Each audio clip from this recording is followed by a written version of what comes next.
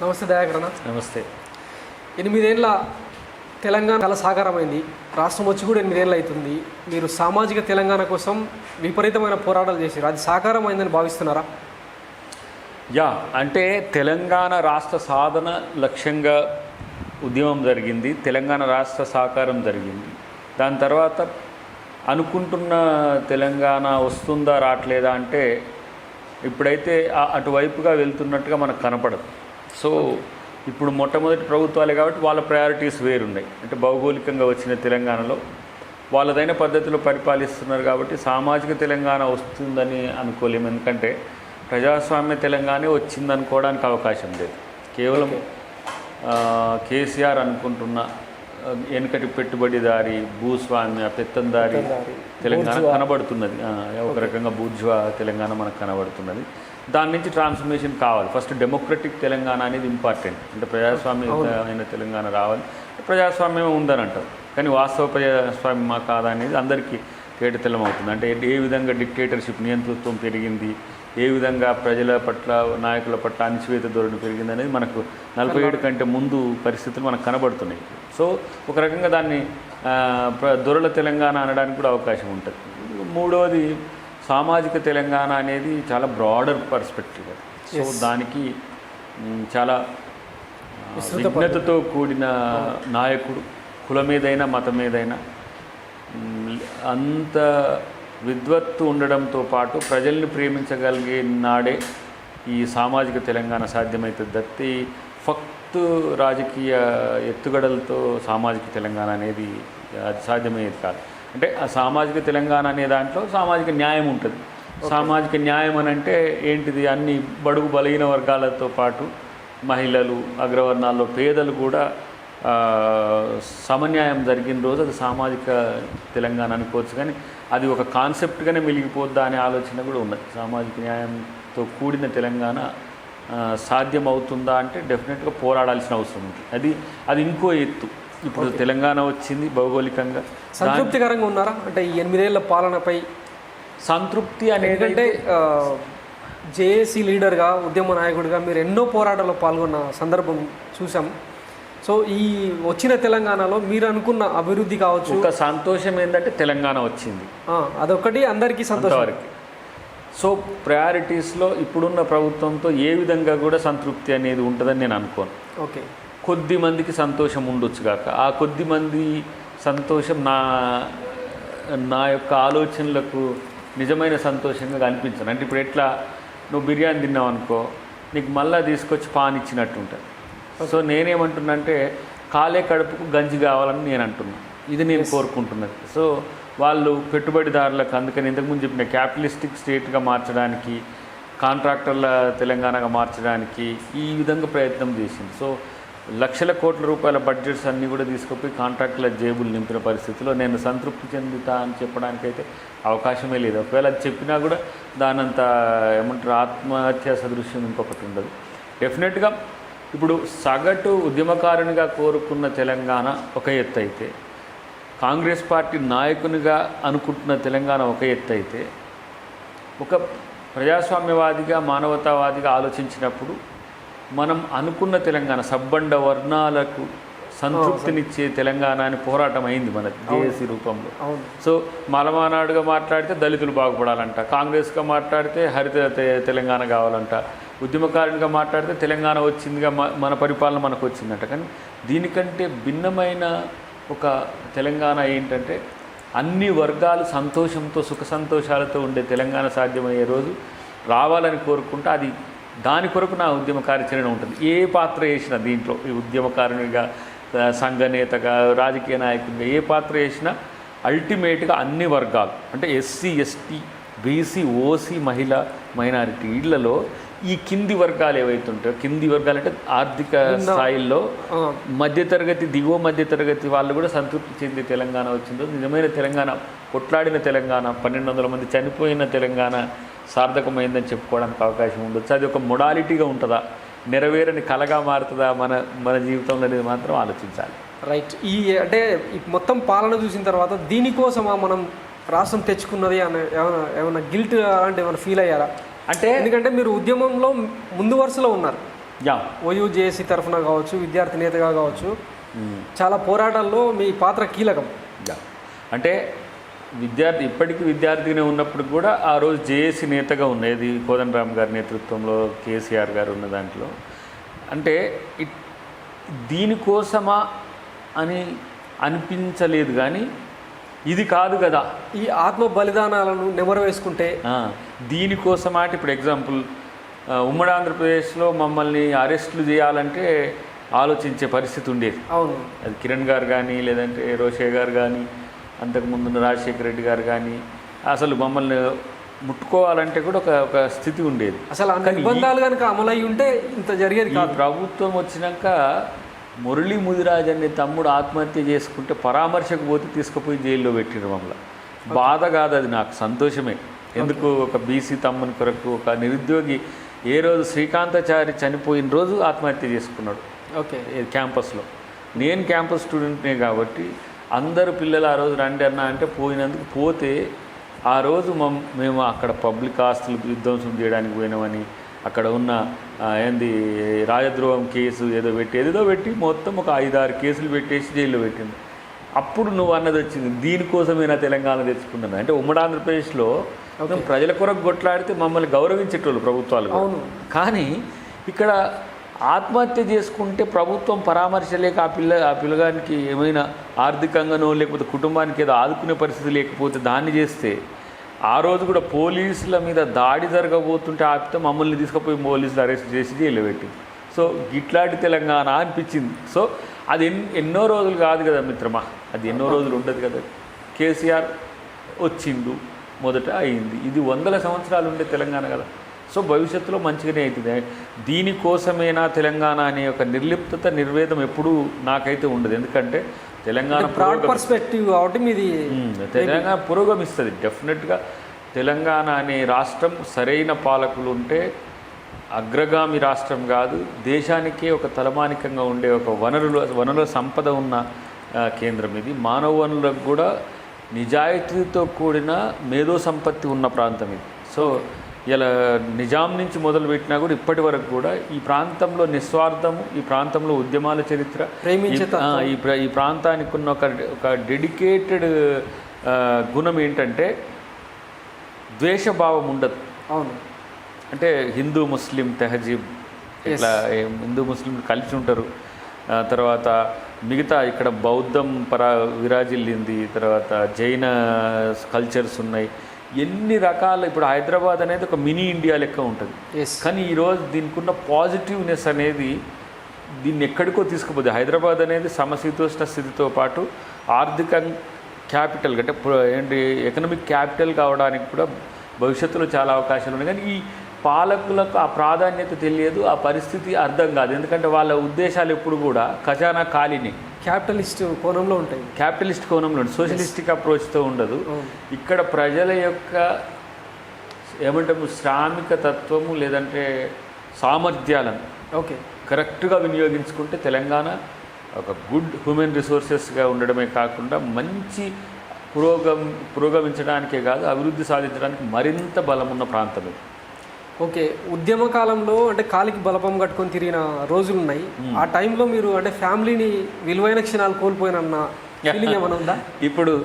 ఇప్పుడు ఎమటేసుకొని తిరుగుతున్నా, అందుకని మా ఆవిడని కూడా. అంటే అప్పుడు ఏంది, నేను స్టార్ట్ అయినప్పుడు ఆల్మోస్ట్ ఆల్ 30sలో ఉన్నాం. అప్పుడు యంగ్ ఏజ్, తర్వాత ముడుకు రక్తం. సరే, పోరాటం అంటే చాలా ఉద్యోగాలను వదిలేసి కూడా ఉద్యమం కొరకు చూసినాం. సరే, అంటే సాఫ్ట్వేర్ వైపు ఉండే నా ఆలోచనలు అన్నీ కూడా అమెరికా డాలర్ డ్రీమ్స్ వైపు ఉన్నా కూడా తెలంగాణ ఉద్యమం నన్ను ఇటువైపు మళ్ళించిన. చాలా మిస్ అయినాం అప్పుడు, ఏది ఫ్యామిలీ పరంగా. అప్పుడప్పుడు చెప్తుంటా, మేము ఇంటికి పోతే మా పిల్లలు ఎవరు కొత్త వాళ్ళు వచ్చినట్టుగా చూస్తుంటుండే అప్పుడప్పుడు. అంటే ఒక 2-3 days బయటికి పోయి వచ్చినాం అనుకోండి, చిన్న పిల్లలు ఉంటారు కదా అప్పుడు.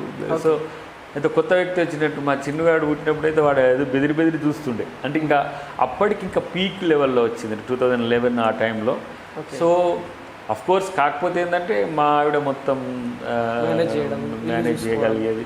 నా ఆబ్సెన్స్ని కూడా ఫీల్ కాకపోయేది. ఏంటంటే ఇక ఒక ఆశయం కొరకు కొట్లాడుతుంది కదా అన్నట్టుగా ఆ చిన్న పిల్లల్ని వదిలేసి కూడా ఢిల్లీ అప్పుడైతే దాదాపు 20 days ఉన్నాం అక్కడే. ఓకే. వీళ్ళు ఇక్కడ ఇల్లు పిల్లలు ఈమె ఒక్కరే ఉండేది.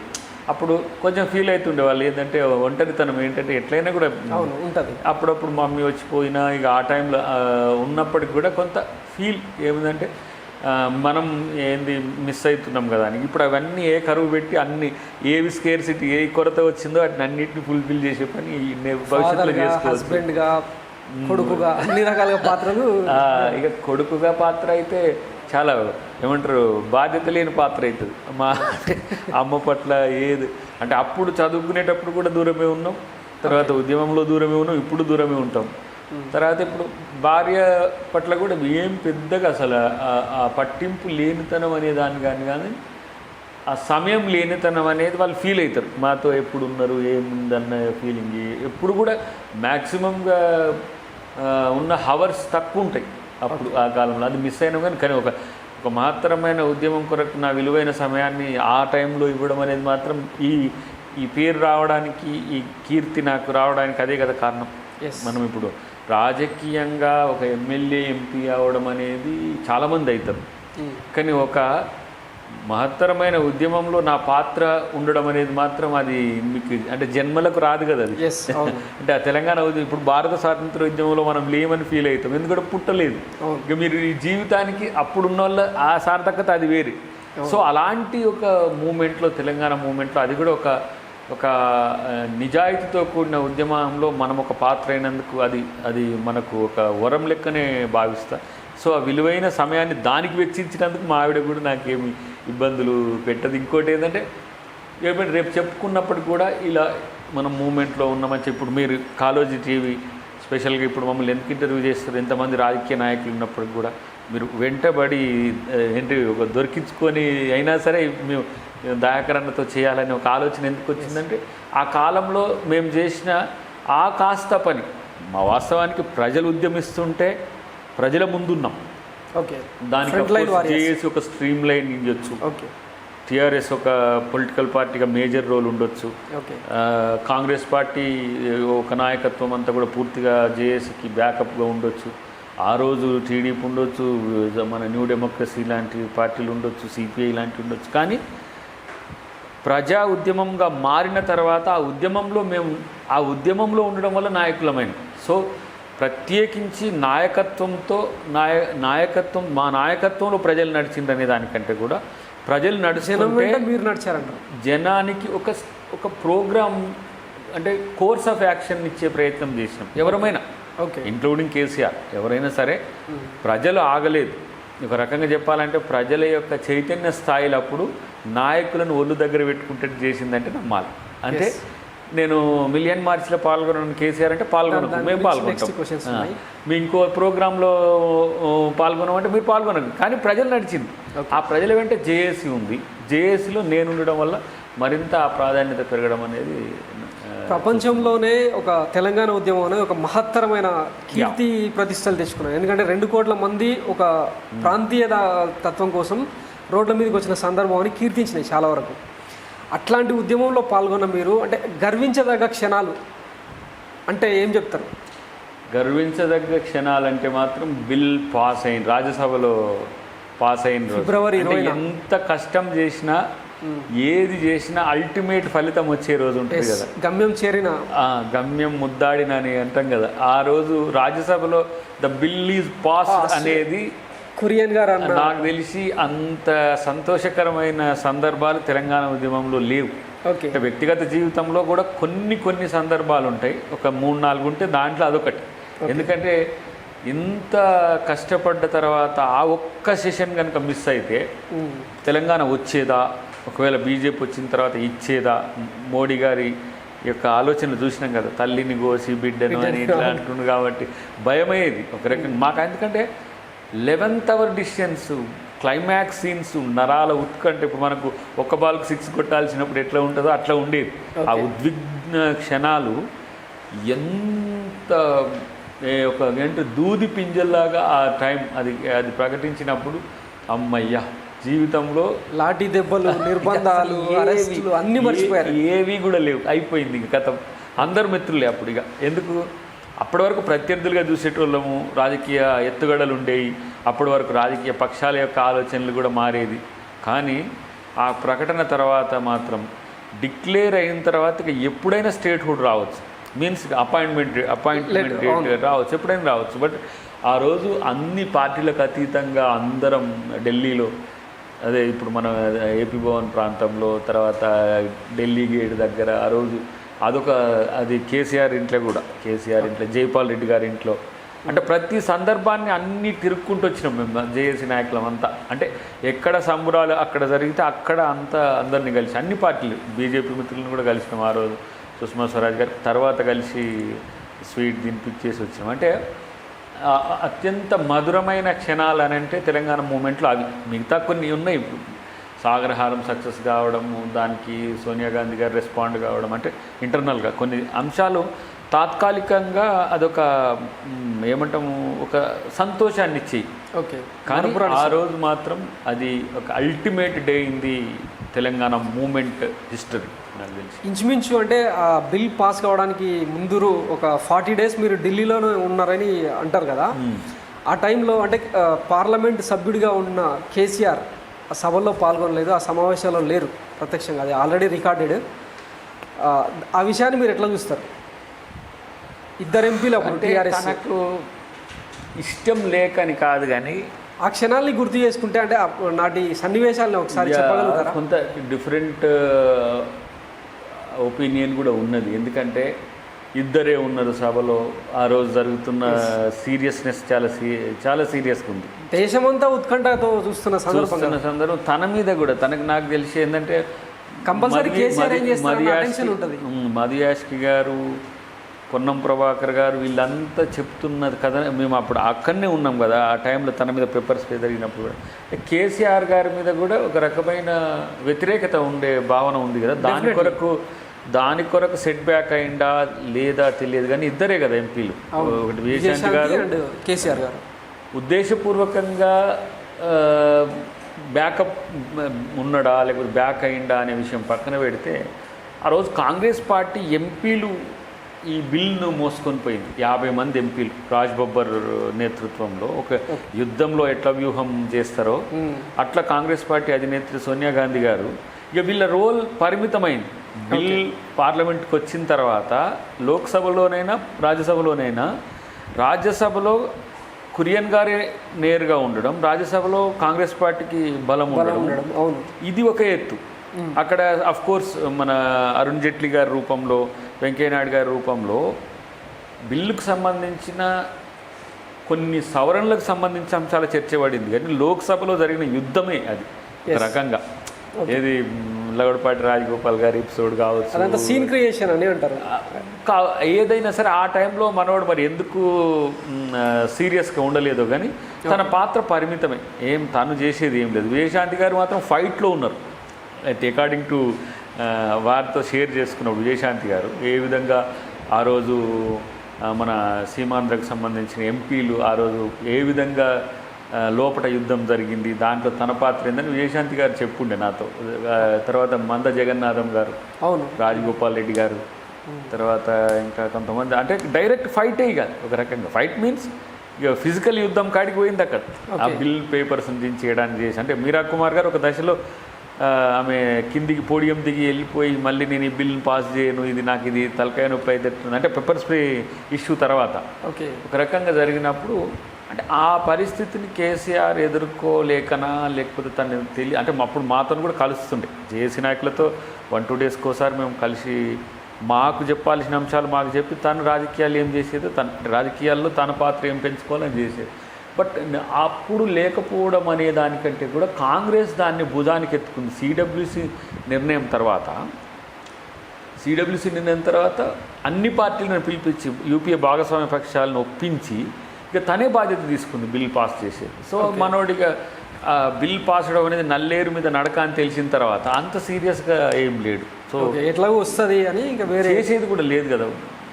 కాకపోతే తెలంగాణకు మద్దతు పెరిగిన పార్టీల సంఖ్యతో ఉన్న ఎంపీలు, అఫ్కోర్స్ బీఎస్పీ మాయావతి గారు కూడా చివరి దశలో ఆమె తన మద్దతునే కాదు ఎంపీలను కూడా వెంట పెట్టడం. తర్వాత మీరు ప్రతి ఒక్క పార్టీ దాదాపు 33 అప్పుడు జయశంకర్ గారు చేసిన కృషి రాజకీయ పార్టీల మద్దతు పెరిగింది, ప్రతి దగ్గర పెరిగిపోయింది. వ్యతిరేకించే పార్టీలకు తక్కువ ఉండే, కేవలం సిపిఎం నామినల్.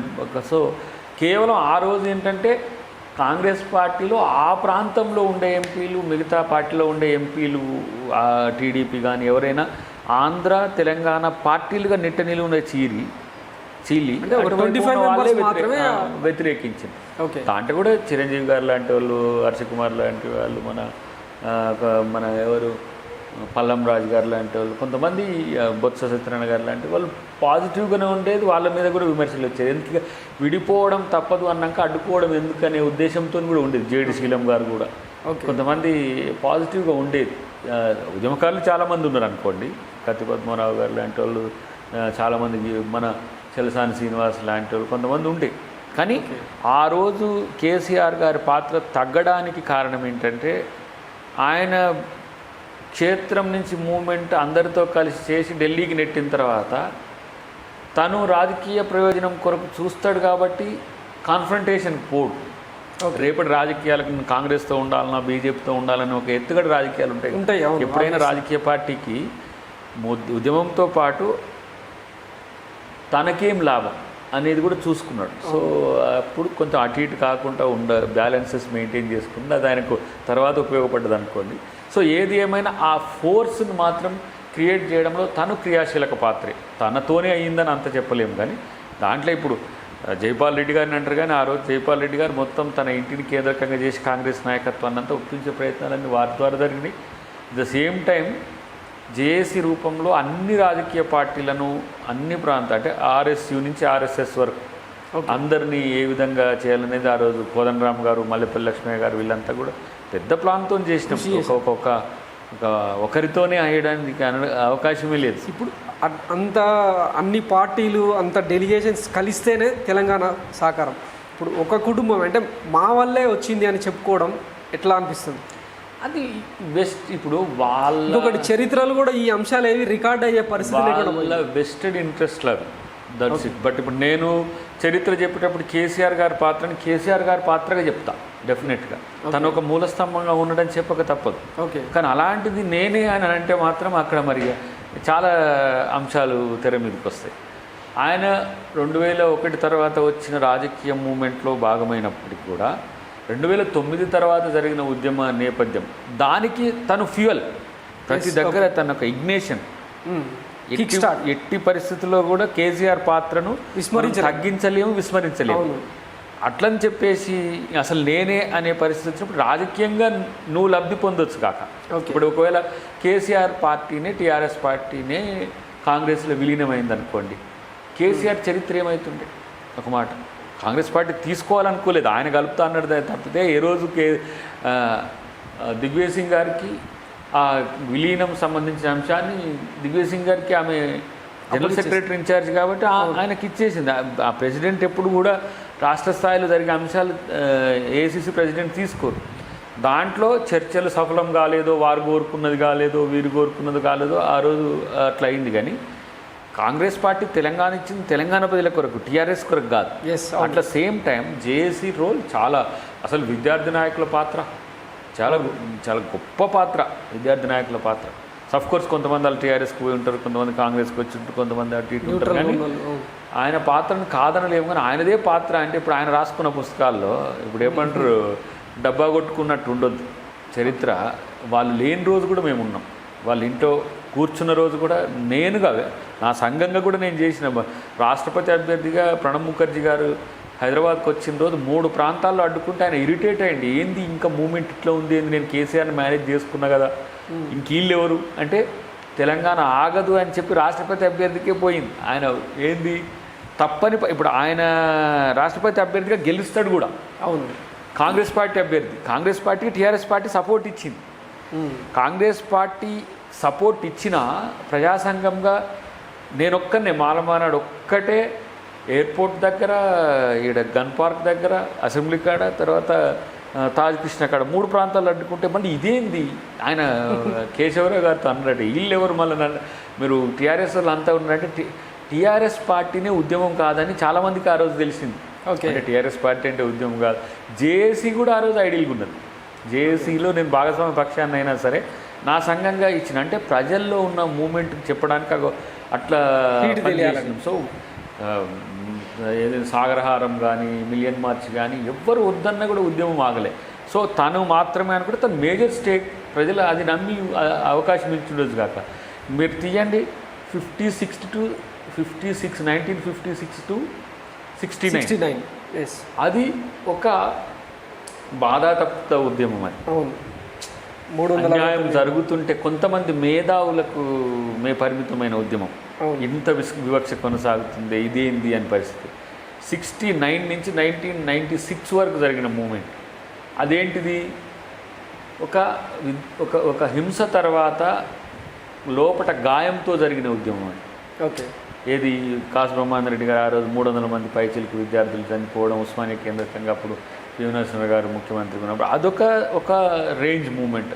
అంటే గుండెల్లో గాయం ఉంది అయినా సరే కలిసి ఉండాల్సి వచ్చింది. 1996 తర్వాత మూమెంట్ మొదలైంది. అది వామపక్ష విప్లవ పార్టీలతో మొదలైంది. ఓకే. సో 2001 తర్వాత రాజకీయ పార్టీలతో కూడిన ఉద్యమం స్టార్ట్ అయింది. అది అప్పుడు ఎంటర్ అవుతాడు మనోడు పాత్ర. అంటే గద్దర్ గారి మీద కాల్పులు కానీ, వీరన్న గారు చనిపోవడం కానీ, బెల్లి లలిత హత్య కావచ్చు, తెలంగాణ కొరకు పారాడే ప్రోగ్రెసివ్ థాట్స్ ఉన్న వామపక్ష తీవ్రవాద సంస్థల్లో ఉండొచ్చు, వామపక్ష పార్టీలో ఉన్న వాళ్ళు పోరాటం చేసింది, తెలంగాణ మహాసభ జనసభ రూపంలో జరిగిన అవన్నీ కూడా ఉన్నాయి. సో 2001 నుంచి టీఆర్ఎస్ మూమెంట్ తెలంగాణ మూమెంట్ అయింది. సో టీఆర్ఎస్ రాజకీయ పార్టీ మూమెంట్ తెలంగాణ మూమెంట్ కాదు అని కేసీఆర్ తెలుసుకున్న తర్వాత అప్పుడు కోదండరామ్ గారితో ఏర్పాటు చేసిన 2009 డిక్లరేషన్ తర్వాత బ్యాకప్ అయిన తర్వాత 2009 నుంచి 14 వరకు జరిగిన మూమెంట్ అందరూ సమిష్టిగా చేసిన మూమెంట్. ఆ ఒత్తిడి కార్యక్రమం అనేది లేకపోతే టీఆర్ఎస్ పార్టీ 100 సంవత్సరాలు పోరాడుకుంటూ ఉండాల్సి, బుందేల్ఖండ్ కొరకు, విదర్భ కొరకు, లేదంటే కోచ్ బిహార్ అని ఉంటుంది ఒకటి ఏది మన జంతర్ మంతర్లో వేస్తారు వాళ్ళు, పాపం టెంట్ వేసి ఏండ్ల తరబడి కూర్చుంటారు. రాష్ట్రాలు అదే ఇప్పుడు ఇది విదర్భ ప్రత్యేక విదర్భ కొరకు మూమెంట్ జరుగుతుంది అది. సో ఆ రోజు కూడా విదర్భ ఉద్యమ నాయకులు మనకు వచ్చేది. ఇప్పుడు రామదాస్ అత్వాల్ ఇలాంటి వాళ్ళు అప్పుడు విదర్భ ప్రాంతానికి స్వేచ్ఛ కావాలని కొట్లాడిన వాళ్ళు. ఇప్పుడు ఆయన మంత్రి అయిండు బీజేపీ ప్రభుత్వంలో కాబట్టి అది కాలేదు. కానీ అయితే ప్రత్యేకించి రాష్ట్రాల కొరకు జరుగుతున్న ఉద్యమాల్లో తెలంగాణ అనేది ఒక సెన్సేషన్. అట్లా కావడానికి ఏంటంటే తెలంగాణ రాజకీయ పార్టీలు, తెలంగాణ రాజకీయ పార్టీలతో పాటు ప్రజా సంఘాలు, పౌర సమాజం, చెత్త జేఏసీని కూడా ఏర్పాటు చేసినాం. చెత్త ఏర్కొనే వాళ్ళు ఉంటారు కదా, చెత్త జేఏసీని కూడా ఏర్పాటు చేసి జేఏసీ లేని సంఘం అంటూ లేకుండా అసలు అంటే అంత సమైక్య ఉద్యమాన్ని ఎదుర్కోగలిగినాం. ఆ రోజు కేసీఆర్ పాత్రను డిఫైన్ చేయాలంటే one of the crucial leader in the Telangana movement, that's it. కానీ నేనేదో ఆయనతో ద్వేషంతోనో ఆయన మీద కోపంతోనే చెప్పాను. ఎందుకంటే మా ఉద్యమ సహచరుడు, మాతో కలిసి ఉన్నోడు, రాజకీయంగా మా ఆలోచన విధానం వేరుండొచ్చు ఆయన, కానీ తెలంగాణ కొరకు ఒక అంశం కొరకు అయితే కలవగలిగినాం. కాబట్టి అది కూడా ఆ రోజు ప్యారలల్గా ఉన్న దేవేంద్ర గౌడ్ గారు డిక్లైన్ కావడం, అంటే అప్పటికి ఉండడం, నరేంద్ర గారు చనిపోవడము, తర్వాత ఇవన్నీ కూడా తనను లీడర్గా చేయడానికి అవకాశం వచ్చింది. తర్వాత మమ్మల్ని కూడా మందకృష్ణ మాదిక్ గారు ఈ కుల సంఘాలు, ప్రజా సంఘాలను అన్నింటినీ ఏకం చేసి తీసుకురావడం, అందరూ కలిసి ఆ రోజు చేసిన ఆలోచనలు ఏవైతే ఉన్నాయో అవి తనకు కలిసి వచ్చినాయి. తను దానికి హోల్సమ్గా ఉద్యమానికి నేతృత్వం వహించడం అనే ఒక దాన్ని మాత్రం భారతదేశ ప్రజలు చూసింది. మనం ఒప్పుకోకపోయినా తనను ఈ మూమెంట్కు లీడర్గా ఇండియన్ సొసైటీ చూసింది, ఇండియన్ పొలిటికల్ పార్టీస్ కూడా చూసినాయి. ఏదేమైనా సరే ఆ మేరకు తన ప్రాధాన్యత మాత్రం ఉంటుందని చెప్పక తప్పదు. అంతా తానే అంటే మాత్రం ఆయన రాసుకున్న పుస్తకం లెక్కనే ఉంటుంది. రైట్. ఆ టైంలో 2009 అంటే తెలంగాణ ప్రకటన వచ్చి మళ్ళీ వెనక్కి పోయిన తర్వాత జేఏసీ అనే ఒక పొలిటికల్ ఎజెండాను రూపొందించిన దాంట్లో మీరు కీలకం. యాక్చువల్గా జేఏసీ తరఫున ఈ ప్రాసెస్లో అంటే కేసీఆర్ మైండ్ సెట్ తెలిసిన అతి కొద్ది మంది వ్యక్తుల్లో మీరు ఒకరు అంటారు. ఆ టైంలో ఆయన వ్యవహార శైలి ఎట్లుండేది? అంటే ఈ ప్రజా ఉద్యమాలు నిర్మించే క్రమంలో కావచ్చు, వాటిని బ్యాక్స్ అంటే ట్రిగ్గర్ లాగా వెనక్కి తీయడం కావచ్చు, ఇట్లాంటి సందర్భాలు అంటే చాలా విమర్శలు వచ్చినాయి. అంటే ఇప్పుడు దాంట్లో మేజర్గా ఒక 23 ఆర్గనైజేషన్స్ ఉండే. ఓకే. 23 ఆర్గనైజేషన్స్లో ఎవ్రీ ఆర్గనైజేషన్ నుంచి ఇద్దరు ఉంటుండే, ప్రెసిడెంట్, జనరల్ సెక్రటరీ, వాటెవర్ ఏ పొజిషన్లోనే ఉండండి, ఒక ఇద్దరిని జేఏసీ సభ్యులుగా చేర్చుకున్నవారు స్టీరింగ్ కమిటీకి. రాజకీయ పార్టీలు, రాజకీయ అధ్యక్షుడు, వాళ్ళు ఎవరైనా రిప్రజెంటేషన్ పంపించేది. ఓకే. ఇద్దరిద్దరు వాళ్ళు కూడా, ఏ రాజకీయ పార్టీ అయినా, టీఆర్ఎస్ అయినా, బీజేపీ ఉన్నది కదా, బీజేపీ కూడా, న్యూ డెమోక్రసీ, ఇట్లా ఎవరున్నా కూడా రాజకీయ పక్షాలు, అది స్టీరింగ్ కమిటీలో మెంబర్లు. కానీ ఎగ్జిక్యూటివ్ మాత్రం ప్రజా సంఘాలు, పౌర సమాజంతో ఉండేది. ఆయన ఏం చేసేది, ఆయనకు అనుకూలంగా ఉన్న కొన్ని ఉద్యోగ సంఘాలు, కొన్ని ప్రజా సంఘాలని తన వైపుగా మాట్లాడేటట్టుగా ప్లాన్ చేసేది, తన ఆలోచనలు ముందుకు పోయేటట్టుగా. ఓకే. అవి మంచుకున్నప్పుడు మేము కూడా సమర్థించేది, వ్యతిరేకం లేదు అక్కడ, డిస్సెంటే. ఓకే. ఇప్పుడు ఇది చేద్దామంటే వద్దన్నారు అనుకోండి, ఎందుకు చేయాలని చెప్పి కన్విన్స్ చేసేది. ఆ కన్విన్స్ చేసే క్రమంలో మనోనికి కొంత బీపీ లేచేది, నేను చెప్పినట్టు చేయకుండా ఇట్లయితుంది అంటుంది. కానీ పట్టించుకోకపోయేది, ఎందుకంటే మాకేం రాజకీయ ఉద్దేశాలు లేకపోయేది. ఓకే. ఒక రకంగా మమ్మల్ని కేసీఆర్కి వ్యతిరేకంగా మార్చింది ఆ సంఘటనలే కావచ్చు. ఎగ్జాంపుల్ ఈ మిలియన్ మార్చ్ ట్రాప్లో పడ్డాము అన్న ఎప్పుడైనా అనిపించిందా? అస్సలు లేదు, అసలు అంటే ఆయన ఒక పద్ధతి ప్రకారం రాజకీయ శైలిని ఎంచుకున్నాడు. తర్వాత జేఏసీలో ఉన్న కొంతమందిని తీసుకోవడంలో కూడా ఆయన రాజకీయ అవకాశాల కొరకే, అవసరాల కొరకే తీసుకున్నాడు. ఓకే. ఆయన క్యాలిక్యులేషన్స్, శ్రీనివాస్ గౌడ్ని తీసుకున్నా, స్వామి గౌడ్ అని తీసుకున్నా, దేవిప్రసాద్ తీసుకున్నా, రసమై కాంగ్రెస్లో జాయిన్ కావాలి, నేను జాయిన్ అయిన రోజు. కానీ అప్పటికే ఆయన పోతే నష్టమైనకుండా మళ్ళీ గుందుకున్నాడు, కొంతమందిని ఇట్లా తీసుకున్నాడు. కానీ ప్రతిదీ తన రాజకీయ వ్యూహంతోనే ఉండేది. మాకేమో మాకు పొలిటికల్ ఇంట్రెస్ట్, ఇప్పుడు టీడీపీని ఎగ్జిట్ చేయడం కూడా తన రాజకీయ ఇంట్రెస్టే అని అంటారు మామూలుగా. అప్పుడు నాకంతా ఇంకా టీడీపీ బయటికి పోయే క్రమం నాకు సరిగ్గా అవగాహన లేదు. అంటే వాళ్ళు లోటస్ పాండ్లో కూర్చొని నేను ఆ రోజు లేను, అంటే కొంతమందికి చెప్పలేదు ఆ రోజు. సో ఏదైనా సరే తన లక్ష్యం తెలంగాణ రావడం, తెలంగాణలో తను అధికారంలోకి రావడం అనేది లక్ష్యంగా ఉండేది. ఇప్పుడు అవన్నీ మనం ఏంది సీక్వెన్సెస్ అన్ని చూస్తే సో ఏ రాజకీయ నాయకునికి కూడా అల్టిమేట్గా తన రాజకీయ ప్రాధాన్యత, ఇంపార్టెన్స్ ఉంటుంది. బట్ మేమేం ఫీల్ కాలేదు. కానీ మేము టీఆర్ఎస్తో రాజకీయ ఆలోచనలు ఎప్పుడూ నాకు లేవు. కానీ చివరిలో ఒక ఆలోచన చేసిండ్రు వాళ్ళే, నేను కూడా అడగలే. బట్ దాని తర్వాత జేఏసీలో ఉన్న ఒక 10 మంది లీడర్లకు మనమే టికెట్లు ఇవ్వాలి, మనమే టీఆర్ఎస్ పార్టీ నుంచి మద్దతు చెప్పాలనే ఆలోచన ఒక దశ చేసిండ్రు. మళ్ళీ జేఏసీలో ఉన్న వాళ్ళకి మనం ఎందుకు చేయాలని ఆలోచిస్తాను, మళ్ళీ దాన్ని వద్దనుకున్నాం. బట్ అల్టిమేట్గా వాళ్ళకి ఎట్లా లబ్ధి చేకూరుస్తారో జేఏసీని అట్లా వాడుకున్నాం. ఓకే. సో మేమేమనేది మ్యాన్ పవర్ వాళ్ళు కొంత మనకు పుల్అప్ చేసేది. ఓకే. అప్పుడప్పుడు కొంత ఆర్థిక సహకారంగా కొన్ని అన్ని పార్టీలు చేసినా వాళ్ళు మేజర్ షేర్ చేసేది. ఓకే. ఇలాంటప్పుడు వాళ్ళ నిర్ణాయక శక్తిగా ఉంటే నష్టమేందనే ఆలోచనతో కూడా ఉండేది. ఓకే. సో తర్వాత నేను కాంగ్రెస్కి రావడానికి సోనియా గాంధీ గారి ఆహ్వానము, తర్వాత మా పార్టీలో ముఖ్య నాయకులు ఆహ్వానము, ఇదంతా ఉన్నది. కానీ ఎప్పుడు కూడా కేసీఆర్ ఆలోచనలు, ఆ 16 మంది ఎమ్మెల్యేలు రాజీనామా చేయించి మళ్ళీ పోటీ చేయించిన సెన్సిటైజ్ చేయడంతో పాటు తన రాజకీయ లబ్ధి పొందడం. ఎవరన్నా రేపు కాంగ్రెస్ వస్తుంది అనుకోండి, కాంగ్రెస్ పాలిస్తుంది, రేపు ప్రజలకు మరింత మేలుగా ఇంకెవరు చేస్తే వాళ్ళు రావచ్చు కాక. సో ఇచ్చినాం కాబట్టి మాకే ఇవ్వండి, తెచ్చినాం కాబట్టి మాకే ఇవ్వండి అనేది కదా, అంతకంటే కొత్త శక్తి రావచ్చు. ఇప్పుడు బీజేపీ ఉన్నది, బీజేపీ స్వాతంత్రం వచ్చిన రోజు లేదు, కానీ వాళ్ళు అధికారంలో ఉన్నది. రేపు ఇంకే కొత్త శక్తులు వస్తాయో, ఏ సమూహాలు వస్తాయో.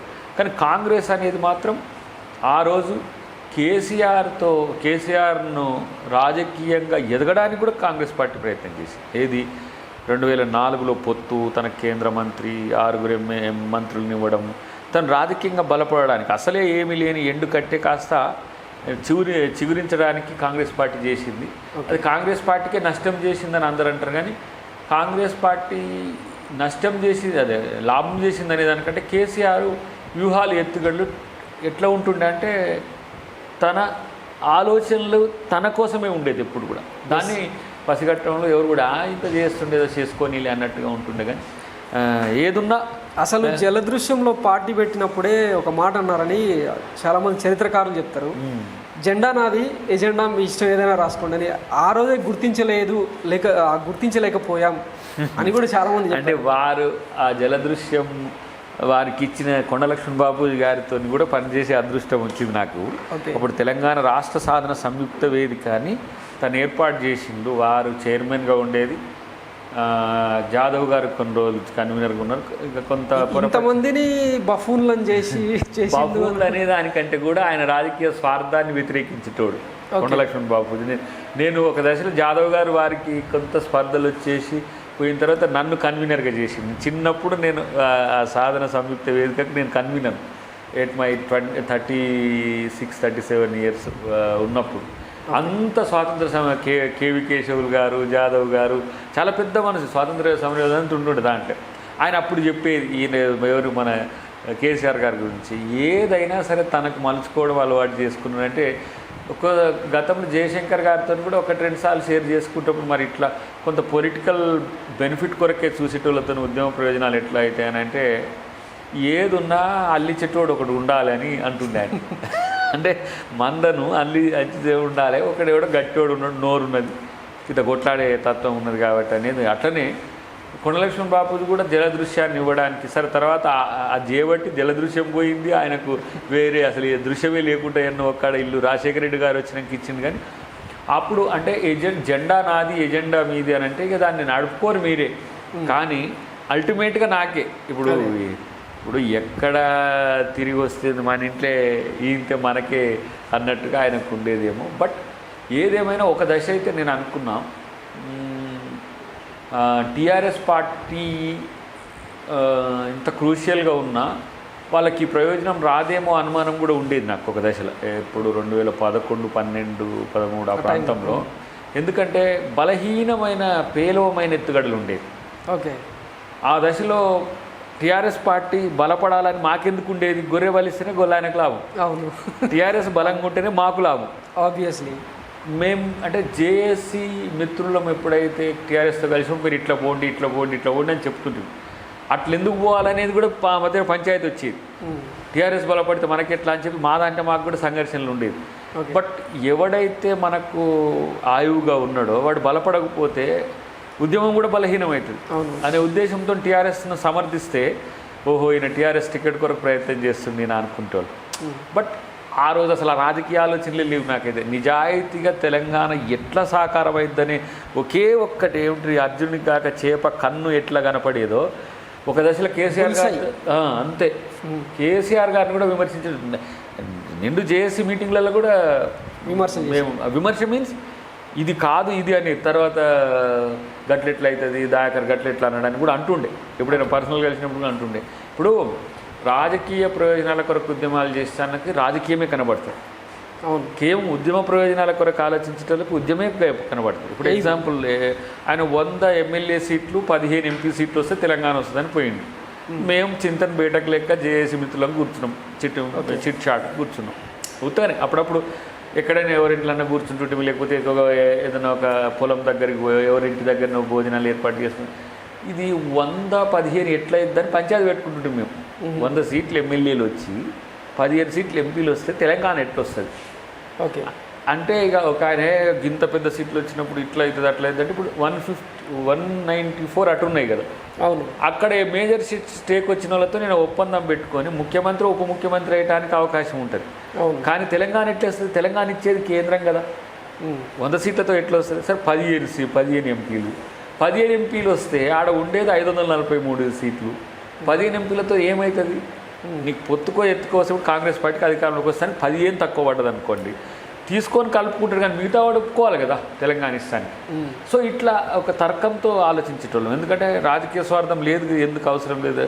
చాలామంది మేధావులు ఆడ ఉంటుండే జేఏసీలో, ప్రజా సంఘాల నేతలు ఉద్యోగ సంఘాల నేతలు అయినప్పుడు కూడా తర్కం మీద అంశాల మీద చాలా పట్టున్న వాళ్ళు ఉంటుండే. కేసీఆర్కి అంత లోతైన విశ్లేషణ ఉండకపో. ఏమైనా సరే ఇది చేయడం వల్ల నాకు లాభమా నష్టమా ఈ రెండే చూస్తుండే. లాభం అనుకేసి నష్టం వద్దు ఇట్లా ఉంటుండే. ఇప్పుడు అట్లా కొన్ని సంఘటనలు చాలా చెప్పగలను నేను. ఏ సందర్భాల్లో తను కావాలన్నాడు, సంసద్ యాత్ర ఎందుకు వద్దన్నాడు, సడక్ బంద్ ఎందుకు వద్దన్నాడు, సాగరారం ఎందుకు వద్దన్నాడు.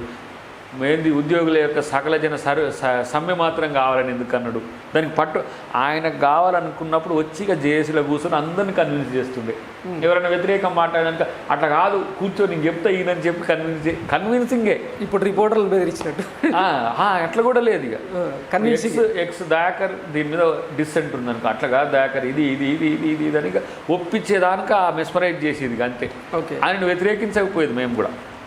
ఎందుకు మళ్ళీ వాళ్ళు దూరం అయితే మళ్ళీ జేఏసీకి సమస్య అయింది కదా, పట్టే పోతుంది. అట్లా ఒక దశలో అట్లా కోదండరామ్ గారు కొంత మిలియన్ మార్చి వద్దన్నందుకు స్వామిగౌడ్ గారిని చైర్మన్ చేయాలని చెప్పేసి ఫామ్ హౌస్లో ముచ్చట పెట్టి అది లీక్లు ఇవ్వడం, జేఏసీ చైర్మన్గా. ఇద్దరి మధ్య పంచాయతీ జరిగిన ప్రతిసారి మీరే దూతగా ఉండి కన్విన్స్ చేసే. అప్పుడప్పుడు ఒకసారి అయితే ప్రైమ్గా చాలా లాంగ్ స్టాండింగ్ గ్యాప్ పెరిగింది.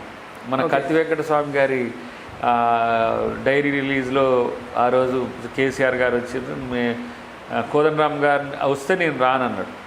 సరే నేను పోయినా ఇక ఆ రోజు అది ఏం దాకా ఏం జరుగుతుంది ఇట్లా అంటే సార్ మీరు కలవాలి అది ఇది అని అంటే కలుస్తాం అదేం లేదు ఇట్లేం లేదు అంటే ఏం లేదు కానీ ఏదో కొంత ఇంటర్నల్ ఇష్యూస్ అంతా మీరు నా నిర్ణయాలు మెట్టు దిగే వాళ్ళ ఇద్దరు కోదండరామ్ గారు కానీ కేసీఆర్ కానీ. కోదండరామ్ గారు ఎప్పుడు కూడా ఏమంటాం పాజిటివ్గా రియాక్ట్ అవుతుంది ఎప్పుడు కూడా.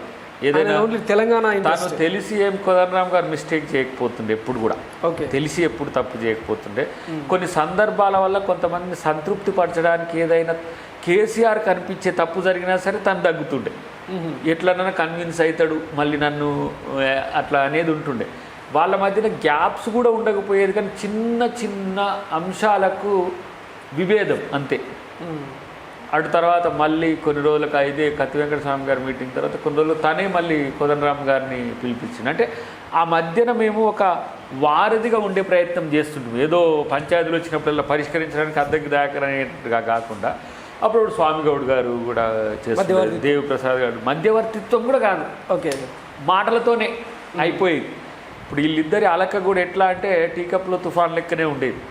అది కొన్ని రోజులకు ఉండేది, కొన్నిసార్లు ఒక 15 రోజులు 20 రోజులు అట్లా మళ్ళీ తనే చేసేది. ఆయన కూడా ఏదో ఉద్దేశపూర్వకంగా అనేది కూడా కాదు. బట్ వన్ థింగ్ ఏంటంటే తను నిర్దిష్టంగా వద్దు అనుకున్నది మాత్రం జరిగితే కోపం కూడా వాళ్ళ కొంతమంది దగ్గర పడేది, ప్రదర్శించేవాడని నేను విన్నా. అంటే అది ఎందుకు ఆ విధంగా బిహేవ్ చేసేది అనేది అది వాళ్ళ వ్యక్తిగతంగా తెలుసు మనకు. కానీ నాకు కదా అల్టిమేట్గా ఒక దశ జైపాల్ రెడ్డి గారి ఇంటి దగ్గర ఈ ఏంటిది బిల్ తయారు చేసేటప్పుడు 174 గ్రామాలు ఏదో ఆ 7 మండలాల్లో పోవడానికి అవకాశం ఉంటుంది, 7 మండలాలు ఇవ్వాల్సిన అవసరం ఏందని చెప్పి నేను రాఘు మన ఎలక్ట్రిసిటీ రాఘు కోదండరామ్ గారు కూర్చున్నాం. నేను ముందు పోయినా కేసీఆర్ గారి కాడికి.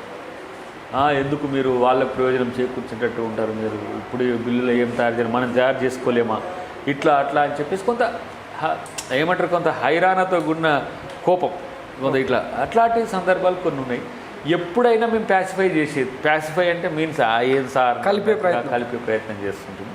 సో అంటే నాకు తను వ్యక్తిగతంగా పెద్దగా మేము కేసీఆర్ గారితో మాకేం పెద్దగా అనుబంధాలుగా ఉన్న ఏం లేవు. కానీ ఉద్యమ క్రమంలో కలుస్తున్న క్రమంలోనూ ఆ మైండ్ సెట్ అట్లా ఉంటుండే కాబట్టి అంతే అంటావా అట్లే అంటావా అది ఏదో ఒకటి అది చేస్తుండే. ఇది ఈ జంక్చర్లో లాంగ్ గ్యాప్ వచ్చిన తర్వాత మాత్రం ఆ కలపడంలో నేను కొంత ఏమంటాం ఒక అడుగు ముందుకేసి నేను విమర్శలు ఎదుర్కొన్నా.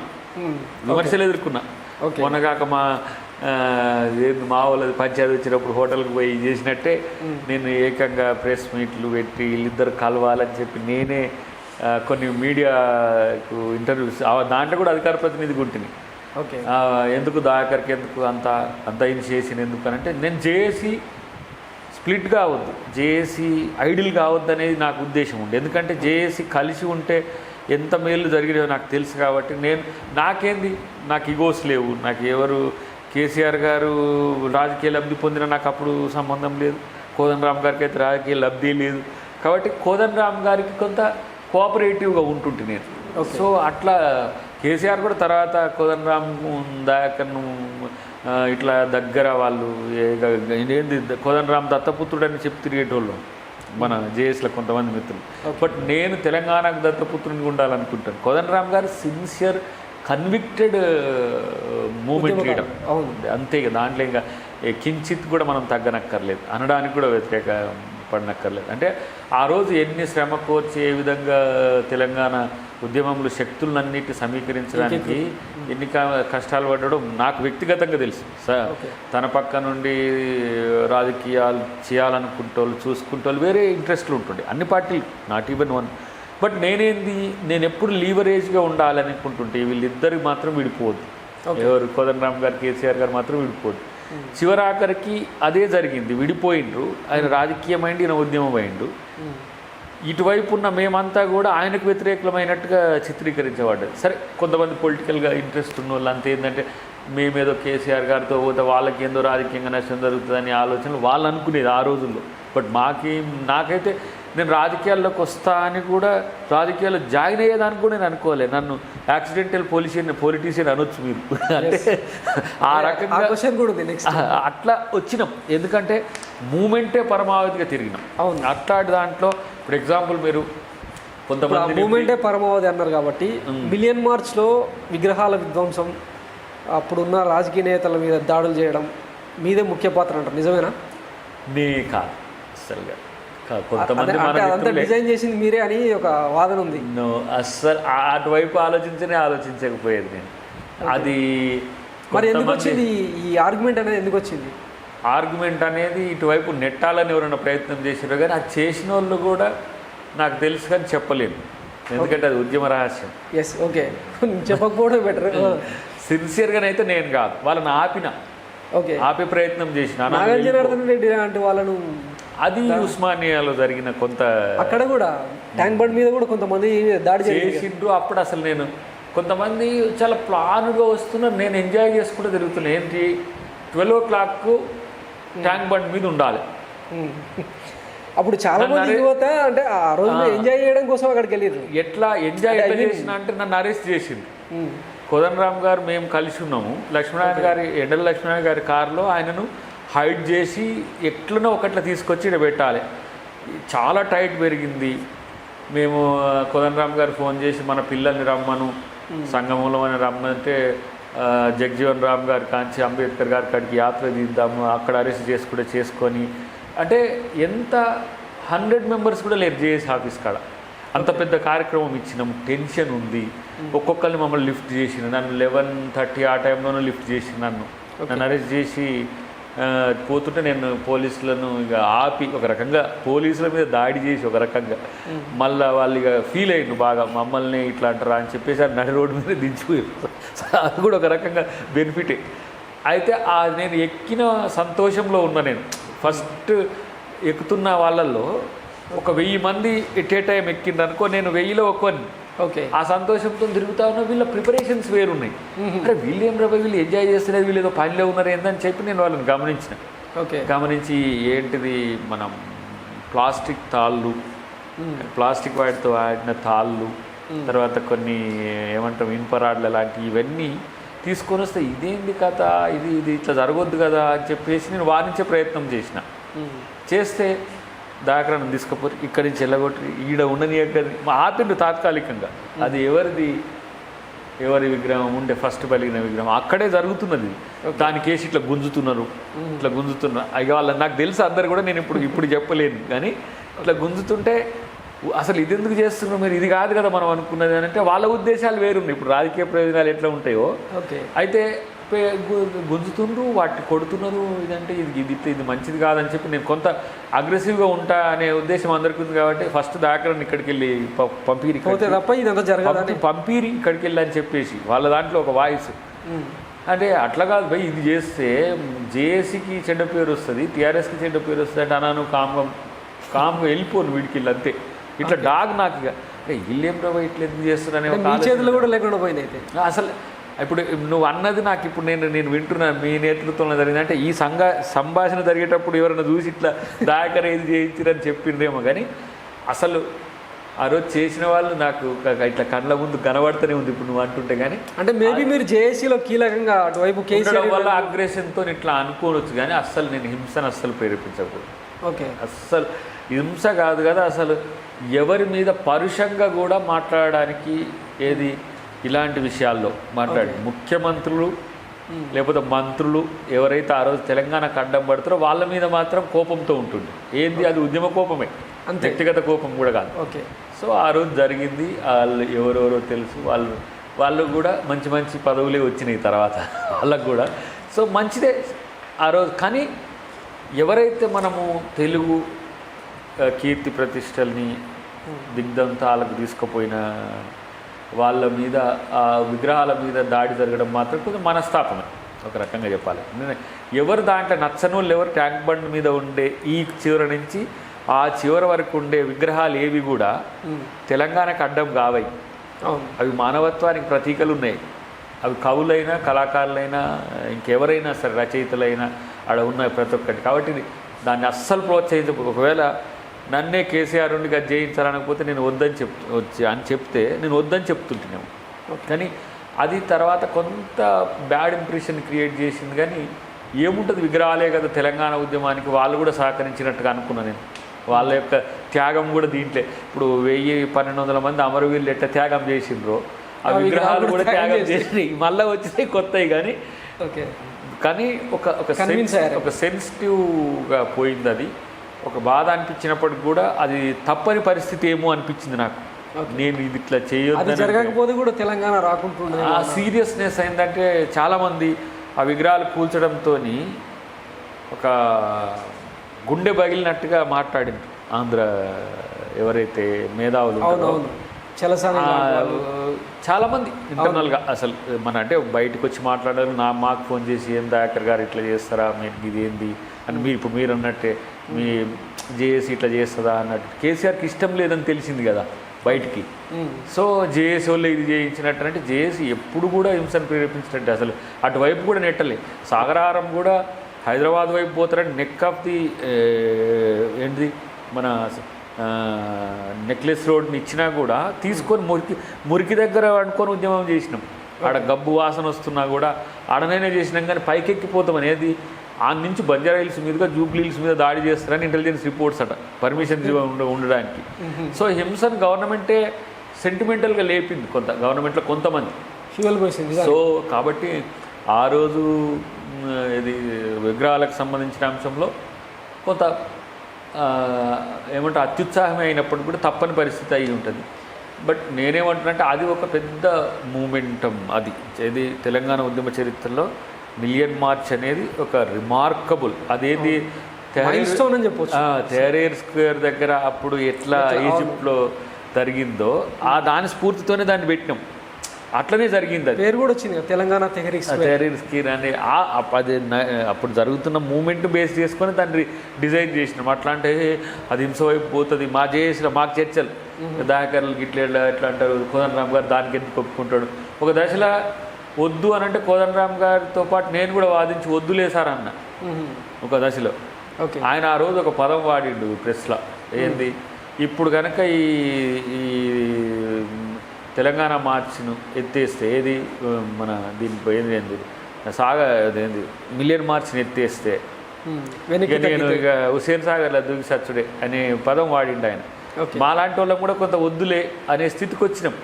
గట్లెట్లా అంటారు మీరు ప్రోగ్రామ్ తీసుకున్న తర్వాత ఇదైన తర్వాత అని చెప్పేసి అంటే ఆ పరిస్థితి వచ్చింది ఆ రోజు. అంత సీరియస్గా ఉన్నాం. సో కమిటెడ్గా మేము నష్టపోవడానికి కూడా సిద్ధపడ్డాం. కానీ ఎవరిని నష్టపరిచే ప్రయత్నం చేయలేదు. ఆ రోజు వద్దన్న కేసీఆర్ గారి మీద కూడా ఆగ్రహం చూపించి ప్రజలు. ఇది వచ్చినాక మళ్ళీ 4 గంటలకు తను వచ్చిన తర్వాత మధుయాష్కి గారిని, కేకే గారిని అందరి మీద కూడా ఒక రకంగా దాడి జరిగినట్టే ఆ రోజు. అంటే ఆల్మోస్ట్ దాడి జరిగినట్టే ఒక రకంగా. సో ఆ రోజు జరిగే సంఘటనలు కొంచెం విధ్వంసకపూర్వకంగా ఉన్నప్పటికి కూడా అప్పుడప్పుడు ఉద్యమాల్లో ప్రాణనష్టం అనేది జరగలేదు. కాడ ప్రాణాలు తీసుకుంటున్న జీవుల కంటే ప్రాణాలు లేని విగ్రహాలు ఏమవుతుంది మళ్ళీ పెట్టుకోవచ్చు అనే ఆలోచన కూడా ఉంది. సో ఆ విధంగా ఆ రోజు చేసినాక నేనైతే అసలు ఆ తరహా ఆలోచనలు అస్సలు ఉండకపోతుంది ఎప్పుడు కూడా.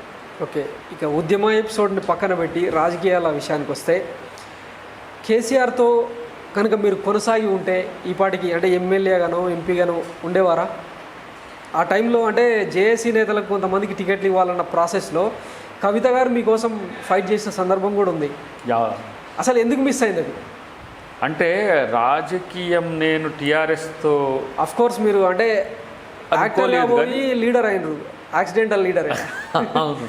అయితే కవిత గారు అయితే ట్రై చేసింది కానీ అది కాలేదు. బట్ నేను కేసీఆర్ గారిని అడగాలి ఎప్పుడు. ఓకే. తను అసలు మీకు రాజకీయాలు ఇంట్రెస్ట్ లేకుండా నాకు ఒక రకంగా అంతే. అంటే మీరు పోయి అడగండి అని చెప్పి మన బూర నరసయ్య గౌడ్ గారు కూడా అప్పుడు ఎంపీ క్యాండిడేట్ మాకు భువనగిరి. అవును అవును. తను కూడా అడిగితే మంచిది నువ్వు అని చెప్పిండు కానీ నేను అడగలే. ఓకే. అసలు అడగలేదు. తను కవిత గారు ప్రయత్నం చేసిండ్రు.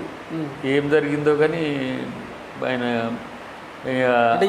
పాజిటివ్గా లేడు అని తెలిసింది నాకైతే. చెప్పింది మీరు కూడా పోయి అడగండి ఒకసారి అందుకని నేను అడగదలుచుకోలేదు. ఎందుకంటే అప్పటి వరకు నా ఎజెండా రాజకీయ తీసుకునే వాళ్ళ చేసే కంటెస్ట్ చేసే కాంగ్రెస్ పార్టీ పిలిస్తే పోలేదా, ఇస్తే తీసుకోలేదా, అవును చేసి ఓడిపోలేదా, ఓడిపోయి పని చేస్తలేమో గట్నే ఉంటుండే.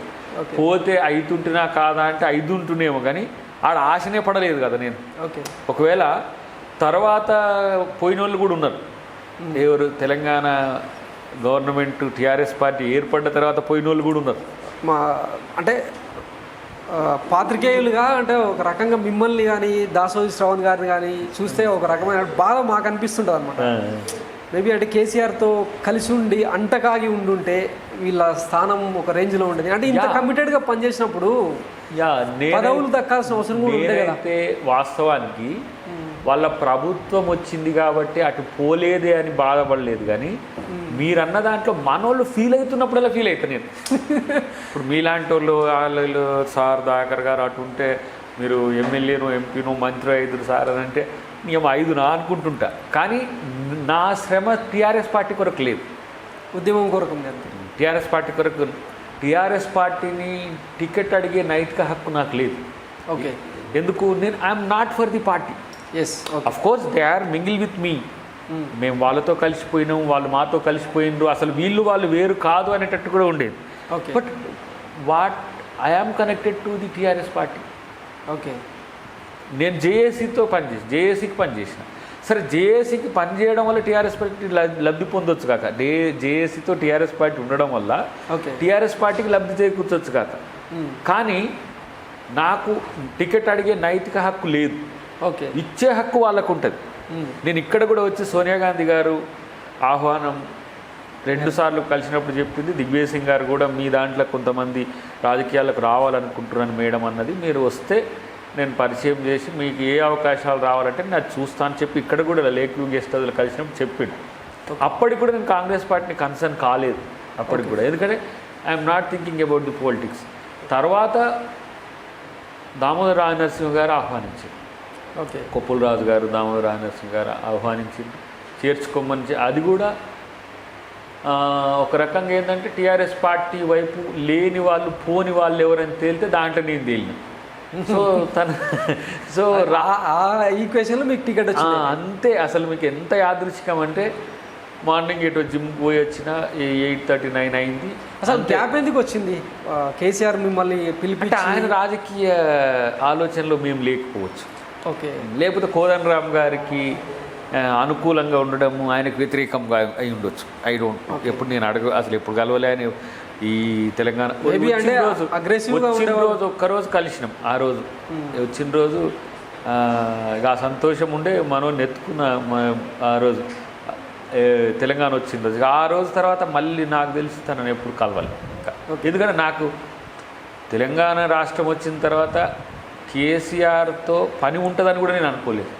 ఎందుకంటే నేనేం రాజకీయ ఆలోచన లేదు కాబట్టి.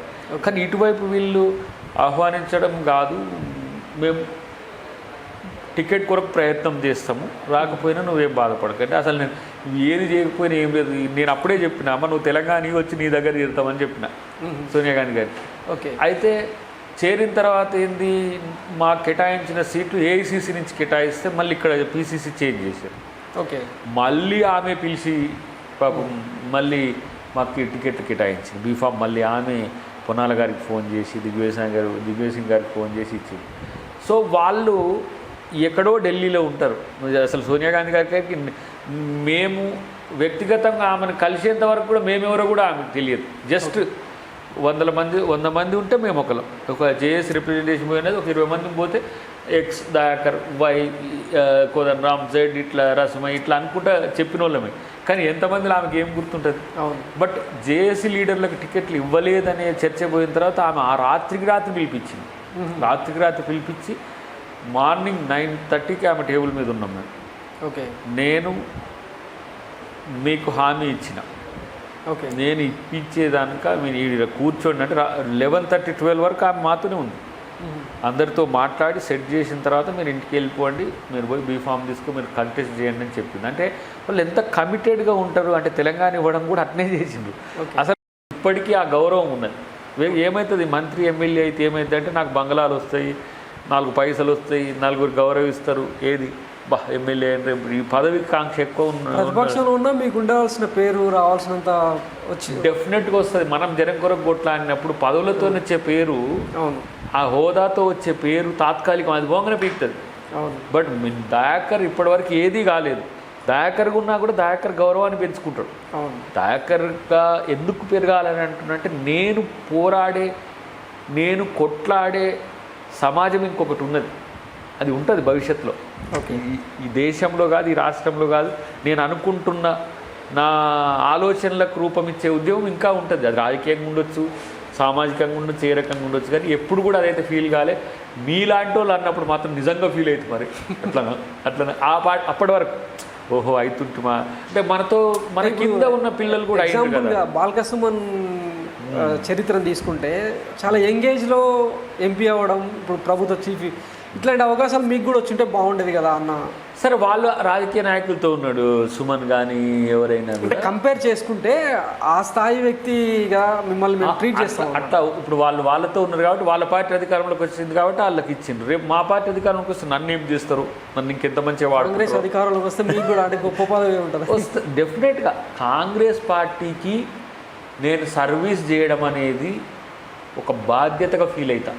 ఎందుకంటే ఎవరేం బాధ్యతగా ఫీల్ అవుతారో నాకు తెలియదు. కానీ ఆ 40 డేస్లో 17 డేస్ అయితే నేను చాలా దగ్గరగా చూసిన కాంగ్రెస్ పార్టీ నాయకులను, సోనియా గాంధీ గారితో సహా.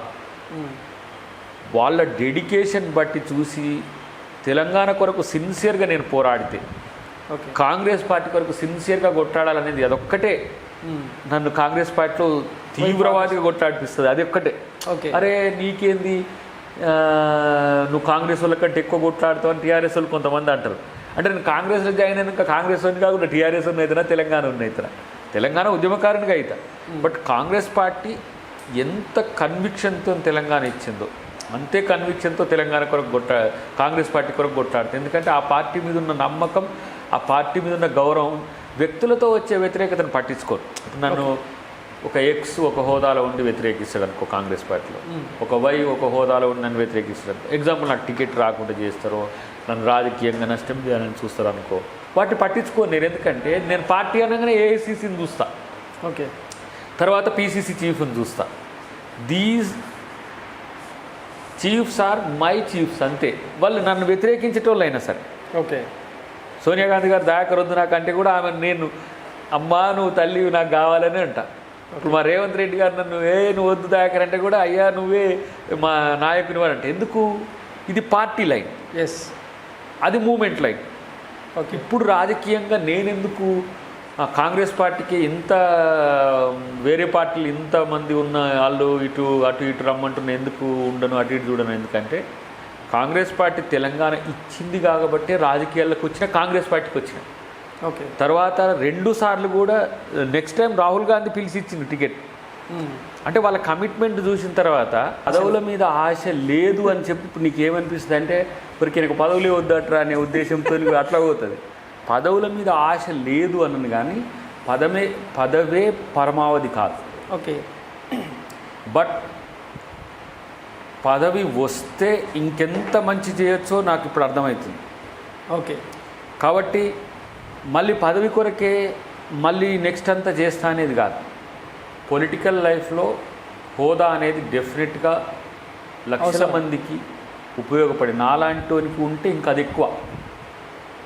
పీపుల్స్ యాక్సెస్ ఉండి ప్రజల కష్టాలు అంతో ఇంతో అవగాహన పెంచుకునే వ్యక్తులకు ఉంటే ఇంకా ఎక్కువ అని అందరు అంటుండ్రు. ఇప్పుడు నువ్వు అన్నట్టే ఓకే. ఏం నువ్వు ఇట్లయితే అంటే ఎక్కువ కనెక్ట్. ఇప్పుడు తెలంగాణే కాదు, ఆంధ్రప్రదేశ్ నుంచి కూడా మొదటి నుంచి కూడా నాకు ఆ పరిచయాలు ఉన్నాయి కాబట్టి ఏదైనా సమస్య వస్తే నీ దగ్గరికి వచ్చడానికి అవకాశం ఉంటుండే. ఇప్పుడు వస్తారు, పదవి లేని దాంతో కూడా చేస్తాం, కానీ పదవి ఉంటే హోదాతో వచ్చేది వేరే ఉంటుందండి. ఇంకా అది కూడా చూడాలి, ఎందుకైనా మంచిది అన్నట్టు అట్లా అనిపిస్తుంది తప్పితే ఆశ అనేది అసలు ఏ పదవి కాదు, ఏది లేకున్నా నేనైతే పెద్దగా ఫీల్ అవ్వను నేను. ఎందుకంటే ఆశపడి రాజకీయాలకు ఆశపడి జీవిస్తలే నేను. ఓకే. జీవిస్తున్న క్రమంలో కొంతమంది ఆశయాలను చూసిన నేను, వాళ్ళు జీవించిన జీవితాలు చూసిన తర్వాత ఆశయాల కొరకు కొట్లాడినోడు చరిత్రలో ఉన్నాడు, ఆశల కొరకు కొట్లాడినోడు అక్కడే పోయిండు. ఇప్పుడు అంబేద్కర్ ఏ ఆశ కొరకు చేసిండు, పూలే ఏ ఆశ కొరకు చేసిండు, లేదు గాంధీ ఏ ఆశ కొరకు ప్రధానమంత్రి కావాలని చేసిండా, రాష్ట్రపతి కావాలని చేసిండా. ఇప్పుడు వాళ్ళు చరిత్రలో ఎందుకున్నారు. ఇప్పుడు మదర్ తెరిసా లాంటి వాళ్ళు ఏం ఆశించి చేసిందా, కానీ వాళ్ళ ఆశయాలు ఎట్లున్నాయి అంటే మానవత్వం పట్ల, సమాజం పట్ల, సమానత్వం పట్ల, సమాజం పట్ల వాళ్ళకున్న ఆలోచనలు మనల్ని రేకెత్తిస్తాయి. మనం ఇలా ఉండాలి, మనం కనీసం ప్రయత్నం చేయాలి. నువ్వు అనుకున్నంత మాత్రాన అంబేద్కర్ కాలేవు, అనుకోలేనంత మాత్రాన గాంధీ కాలేవు, ఇవన్నీ ఉండవు. నీ శ్రమ, నీ పట్టుదల మాత్రమే ఉంటాయి. బట్ వాళ్ళని మోడల్గా చూసుకుంటూ పోతుంటే అట్లీస్ట్ ఒక మంచి హ్యూమన్ బీయింగ్ అన్న మనం ఉంటాం కదా.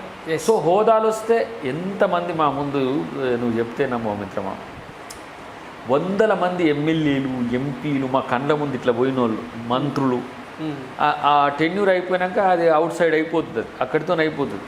కానీ ప్రజల కొరకు నువ్వు నిరంతరం ఉంటావు. అది నన్ను కనెక్ట్ చేస్తుంది. నేను పనిచేయడానికి నిరంతరం ఏ హోదాలు లేకుండా, ఏం అధికారికంగా లేకుండా, ఎలాంటి ఆర్థిక అంశాలు లావాదేవీలు లేకుండా ముందుకు పోతుంటే ఎట్లా ఉండగలుగుతున్నావు అంటారు చాలామంది. నేను ఆల్మోస్ట్ 2004 నుంచి అంటే దాదాపు 17-18 ఇయర్స్ అవుతుంది. ఏమి నేను ప్రజలకు చేరువ చేస్తుంది. దానికి నువ్వు అన్నట్టుగా అధికారమో పదవి వస్తే చాలా మేలు జరుగుతుంది. దాని కొరకు అది లేదని చెప్పను, ఎందుకంటే ఇప్పుడు ఇంకా కసి బాగా పెరిగింది, డెఫినెట్గా కావాల్సిందే. రైట్. మరి తుంగతుర్తికి ఎమ్మెల్యే అయ్యే అదృష్టం మీకు ఉందా లేదా? ఏమని మనసులో ఓట్లేస్తే అసలు ఈ క్వశ్చన్ అడగడానికి అంటే ఒక రీజన్ ఉంది. ఎందుకంటే అది ఎస్సీ రిజర్వ్డ్ కాన్స్టిట్యున్సీ. ఇప్పటికి 2 సార్లు మీరు పెద్ద ఓడిపోయింది కూడా భారీ మెజార్టీ కాదు. ఫస్ట్ టైం 2000 చిల్లర, తర్వాత 1800 ఓట్లు. ఇక్కడ విషయం ఏంటంటే మీకు మీ నల్గొండ జిల్లాలో ఉండే రెడ్డి కమ్యూనిటీ మీకు సపోర్ట్ చేయలేదని, మీ అంతర్గత అంటే మీ ఎదుగుదలను సహించని కొంతమంది ఒక వర్గం నేతలు మీ ఓటమికి కృషి చేశారని. సో మళ్ళీ టికెట్ ఇచ్చినా గెలుస్తారన్న గ్యారంటీ ఉందా? ఇప్పుడు నాకు చెయ్యలేదు అని నేను చెప్పలేను. చెయ్యకపోతే 89,000 ఓట్లు రావు. మీ నాయకులే మీకు వన్నిపోటు పోర్చిన సందర్భాలు ఆల్రెడీ మీడియాలో చర్చ కూడా ఉంది. సో ఇప్పుడు అది సమస్య పోయినట్టే. పార్టీకి మీరు ఇంత కన్విక్టెడ్గా పనిచేస్తున్నారు, నిజానికి హోల్సమ్గా మీకోసం పనిచేయాల్సిన అవసరం మీ నేతలకు ఉంది. ఆ లోపల సమస్య పోయినట్టే అనేది నా ఆలోచన. సమస్య పోయేటట్టుగా చేస్తారు, అధిష్టానం కూడా చేస్తారు. బట్ నేను ఆ వైరుధ్యాలను పట్టించుకోను. నా మీద ఏదో దాడి చేసినట్టుగా కూడా ప్రచారం వచ్చింది, ఇంకేదో చేసినట్టుగా ఉంటుంది. కానీ అవన్నీ రాజకీయాల్లో ఒక పార్ట్. కానీ నేను ఒకటే ఆలోచించేది, తుంగతుర్తిలో నేను గెలుస్తుంటే ఓడిపోతున్నా, గెలిస్తే కూడా మీన్స్ మనుషులు ఓట్లేస్తుండ్రు. పోయినసారి మిషన్లు చేయడం, అసలు మీరు ప్రాపర్గా నిలబడితే గెలిపిస్తామనే మూడు ఉంది అక్కడ ఉన్నది. కానీ ఎందుకో ఈ ఓటమి అనేదాన్ని డిఫరెంట్ యాంగిల్స్లో చూస్తున్నారు అందరు. మీన్స్ ఒక్కొక్కరు ఒక్కొక్క తీరుగా. నా ఓటమి ఎవరికి అవసరము అనేది కూడా ఆలోచిస్తున్నా నేను. కానీ నా గెలుపు ప్రజలకు అవసరం అనేది మాత్రం సీరియస్గా ఈసారి కాన్సన్ట్రేట్ చేస్తాను. ఎవరు వ్యతిరేకించేటోళ్ళు వ్యతిరేకించని, ప్రేమించేటోళ్ళు ప్రేమించని, ఏదన్నా కానీ. పోయినసారి అయితే ఇప్పుడు కోర్టు తీర్పు ఇస్తే కూడా, కోర్టు తీర్పు అంటే అవి లెక్క పెడితే కూడా నేను గెలుస్తాను. ఏం చేస్తాం ఇట్లా పార్టీలో వ్యతిరేకించే చర్చలు ఒకటైతే ప్రభుత్వాలుగా వ్యతిరేకించే కొన్ని చూస్తున్నాను నేను. ఓకే. అంటే ఎందుకు ఈ పరిస్థితి నాకే తెస్తున్నారు అని ఆలోచిస్తే there is something. So but అవన్నిటి పట్టించుకోను నేను. పోవాలి, జనం కొరకు మళ్ళీ కొట్లాడాలి, గెలవాలి. తుంగతుర్తి ప్రజలతో పెద్ద కనెక్టివిటీలో ఉండరనే విమర్శ కూడా ఉంది. ఇప్పుడు అది వాస్తవం కూడా. దానికి కొన్ని కారణాలు ఉన్నాయి. అవి అంటే నాన్ లోకల్ నీతో లేదంటే వేరే కాన్స్టిట్యూన్సీ మీద ఫోకసా? ఇప్పుడు అది నేను పుట్టి పెరిగిన ప్రాంతం, నేను దానిలోకి ఎక్కడనో అడిగితేనే నేను ఎక్కడ తీసుకోకుండా తుంగతుర్తికి ఎందుకు పోతున్నా. ఓకే. అయితే ఏంటంటే కొన్ని ఆర్గనైజేషనల్ ఇష్యూస్ ఉన్నాయి, అవి పరిష్కరించుకునే నీతో షేర్ చేసుకోలేని అవి. ఓకే. అంటే మీడియాతో చెప్పలేని అవి చేసుకుంటా అంటే పరిష్కరించుకుంటా. బట్ తుంగతుర్తితో సంబంధం లేదని కాదు, కానీ తుంగతుర్తికి పోవడం లేదనే దాంట్లో సెకండ్ టైం ఓడిపోయిన తర్వాత అనే దాంట్లో కొంత వాస్తవం ఉంది, దాన్ని అంగీకరించాలి. దానికి కారణాలు ఉన్నాయి. ఓకే. కానీ కారణాలు ప్రజలకు చెప్పొద్దు. ఓకే. నీకు ఓటేసినందుకు నీకు ఓటేస్తారు వాళ్ళు, నీ కొరకే వాళ్ళు ఆలోచిస్తారు. రాకపోతే నిన్ను ప్రశ్నిస్తారు తప్పితే ఎల్లయ్యని మళ్ళీ పులేయని అడగరు. కరెక్టే. ఇక్కడ అది నా మిస్టేక్. పోకపోవడానికి కారణాలు 100 ఉండొచ్చు కాదు, కానీ పోవాలి కదా. ఓకే. సో వాటిని కూడా పరిష్కరించుకునే పనిలోనే ఉన్నా. పోలేక కాదు సుమా, పోలేక కాదు. ఓకే. అంటే ఎక్కడెక్కడనో దేశంలో ఉండే రాష్ట్రాలన్నీ పనులు చేసుకుంటూ వచ్చి నా తుంగతుర్తికి పోలేక కాదు, కానీ దేర్ ఈజ్ సంథింగ్. సో వాటిని పరిష్కరించుకొని ముందుకు పోవాల్సిన అవసరం ఉంది, అందరినీ కన్విన్స్ చేసుకోవాల్సిన అవసరం ఉంది. రాజకీయాల్లో ఇవన్నీ కొన్ని ఉంటాయి, వాటిని అలకలు, వ్యతిరేకతలు, ఏమంటారు పట్టింపులు, ఇవన్నీ కూడా ఉంటాయి. సో కొంత దాన్ని ఎదురీగాల్సిన అవసరం ఉండే, అది కూడా క్లించ్ అవుతుంది, తొందరలోనే అవుతుంది, డెఫినెట్గా పోవాల్సిన అవసరం అవుతుంది. రైట్. మీ క్యాప్టెన్ లేని టైంలో, పీసీసీ చీఫ్ రేవంత్ రెడ్డి లేని టైంలో తెలంగాణలో చింతన్ శిబిర్ ఏర్పాటు జరుగుతుంది. అంటే కుర్చీ దించేసి కుట్రనా? అదేం కాదు, అది ప్లానడ్, అది యుఎస్ది ప్లానడ్ ప్రోగ్రాము. ఇక్కడ ఏంటంటే సోషల్ మీడియాలో ఒక చర్చ జరుగుతుంది. ఎన్టీ రామారావు అమెరికా పోయినప్పుడు ఆయన కుర్చీ లాగేశారు కదా నారాయణ భాస్కర్ రావు. ఇక అంత పెద్దగా ఏముండదు ఆల్రెడీ. అంటే రేవంత్ రెడ్డి మీద ఒక వ్యతిరేక వర్గం పనిచేస్తుంది. అట్లేం లేదు. చింతన్ శిబిర్ డేట్స్ అన్ని స్టేట్స్కి ఇచ్చింది. ఓకే. ఇప్పుడు మనకు ఉదయపూర్లో జరిగిన చింతన్ షెడ్యూల్ తెలిసి కూడా ఆయన అమెరికా పర్యటన అంత ఇంపార్టెంట్. అది షెడ్యూల్ ప్రిపేర్ అయిన తర్వాత ఇది వచ్చింది కాబట్టి దీన్ని అవాయిడ్ చేయలేని స్థితి, దాన్ని అవాయిడ్ చేయలేని స్థితి. రెండు ఇంపార్టెంట్. అక్కడనేమో ఇక మొత్తం ఎన్ఆర్ఐస్తో ఒక 2-3 మీటింగ్లు పెద్ద ఎత్తున అన్ని రకాలుగా ఉపయోగపడేది పార్టీకి, అది కూడా. ఓకే. సో దాని కొరకు అని చెప్పేసి ఇప్పుడు ఈ షెడ్యూల్లో బట్టి గారు సిఎల్పీగా తను చేస్తారు. కూడా ఇచ్చినట్టు ఏలేటి మహేశ్వర్ రెడ్డి గారు ఏఐసిసి కార్యక్రమాల అమలు కమిటీ చైర్మన్. సో వారు సిఎల్పికి చైర్మన్గా ఇచ్చింది. సో పిసిసి ఉంటే కూడా ఆ రోజు ఇప్పుడు అక్కడ ఏంది రాజస్థాన్లో వారు ఎవరు అశోక్ గెహ్లోట్ గారు దాన్ని చైర్మన్గా ఉంటారు. ఓకే. ఏఐసిసి ప్రెసిడెంట్ గారు చీఫ్ గెస్ట్గా ఉంటారు. ఇప్పుడు ఈడ ఉంటే సిఎల్పి గారు చైర్మన్గా ఉంటే పిసిసి గారు చీఫ్ గెస్ట్గా ఉంటుండే. కానీ ఈ గ్యాప్లు ఏం లేవు. సోషల్ మీడియాలో మొత్తం చేసే ప్రచారం అంతా కూడా అది హంబక్ అది. సో డెఫినెట్గా ఇప్పుడు ఈడ ఎవరున్నా, ఇప్పుడు మాకు నాయకత్వం తక్కువ లేదు కదా, అన్ని రకాల కమిటీ చైర్మన్లు ఒక్కొక్క ప్రోగ్రామ్ ఏంది, ఆర్గనైజేషన్కి ఒకరు, పొలిటికల్కి ఒకరు, సోషల్ జస్టిస్కి ఒకరు, ఎకనామిక్కి ఒకరు, ఇట్లా యూత్కి ఒకరు, అందరూ హెడెడ్గా జరుగుతున్నది. సో ఇది పార్టీకి ఇది ఉపయోగకరమే, అది ఉపయోగకరమే కాబట్టి పెద్దగా దాంట్లో నేనైతే కాంట్రాను వెతకలేదు. ఓకే. మీ కెప్టెన్ రేవంత్ రెడ్డి గారితో మీకు మంచి అంటే ర్యాపో ఉంది, గురి ఉంది. మీరేమో ఒకవైపు అంటే సామాజిక న్యాయం కోసం మాల మహానాడు పేరుతో కొన్ని ఉద్యమాలు చేశారు. దాంట్లో అంటే ఫ్రంట్ లైన్ వారియర్గా ఉండి పనిచేశారు. మరి మీ కెప్టెన్ ఏమో రెడ్ల చేతుల్లో పార్టీలు పెట్టాడని చెప్పి ఒక క్లియర్ మెసేజ్ ఇచ్చాడు. దీన్ని ఎట్లా చూస్తారు? ఇది చాలా వాల్యుబుల్ క్వశ్చన్. అంటే ఇంటెన్షన్ ఆఫ్ ది మీటింగ్ అనే దాన్ని క్రైటీరియా చేసుకోవాలి. చాలామంది మిత్రులు ఇవ్వాలన్నీ కూడా నేను ఎక్కడ మీటింగ్ పోతే నాకు వచ్చే విమర్శ మొట్టమొదటిది ఇదే. నేను మన చిట్యాలలో ఒక జగ్జీవన్ రామ్, పూలే, అంబేద్కర్ గారు ఓపెనింగ్ పోయినాం. నేను మందకృష్ణ మాదిక్ గారు, జాజుల శ్రీనివాస్ గారు ఉన్నారు. అంతా సోషల్ క్లాసెస్ లీడర్స్ అంతా ఆడ ఉన్నారు. నన్ను ఒక బానిసగా వాళ్ళు అంటే ఏంది రెడ్ల అంటే ఎక్కడ సందు దొరికితే అక్కడ విమర్శలు వస్తాయి. రెడ్ల ఆధిపత్యంలో ఉండే పార్టీలో నువ్వు బానిసవు అని చెప్పి నన్ను అందరు విమర్శ చేసింది. నేను ఇప్పుడు మీరన్న దాన్ని కూడా ఇప్పుడు అక్కడ వారి బర్త్డే సందర్భంగా ఎవరు రేవంత్ రెడ్డి వేమారెడ్డి ఆమె తిమ్మం పనయం ఒక పెద్ద 600 years old lady 600 years birthday సెలబ్రేషన్లో పాల్గొని రెడ్ల ప్రాశస్త్యం, రెడ్ల యొక్క ప్రాధాన్యత, రెడ్లుంటే ఏం జరిగింది చరిత్రలో అని చెప్పే ప్రయత్నం చేసింది. ఓకే, అది ఒక కోణం.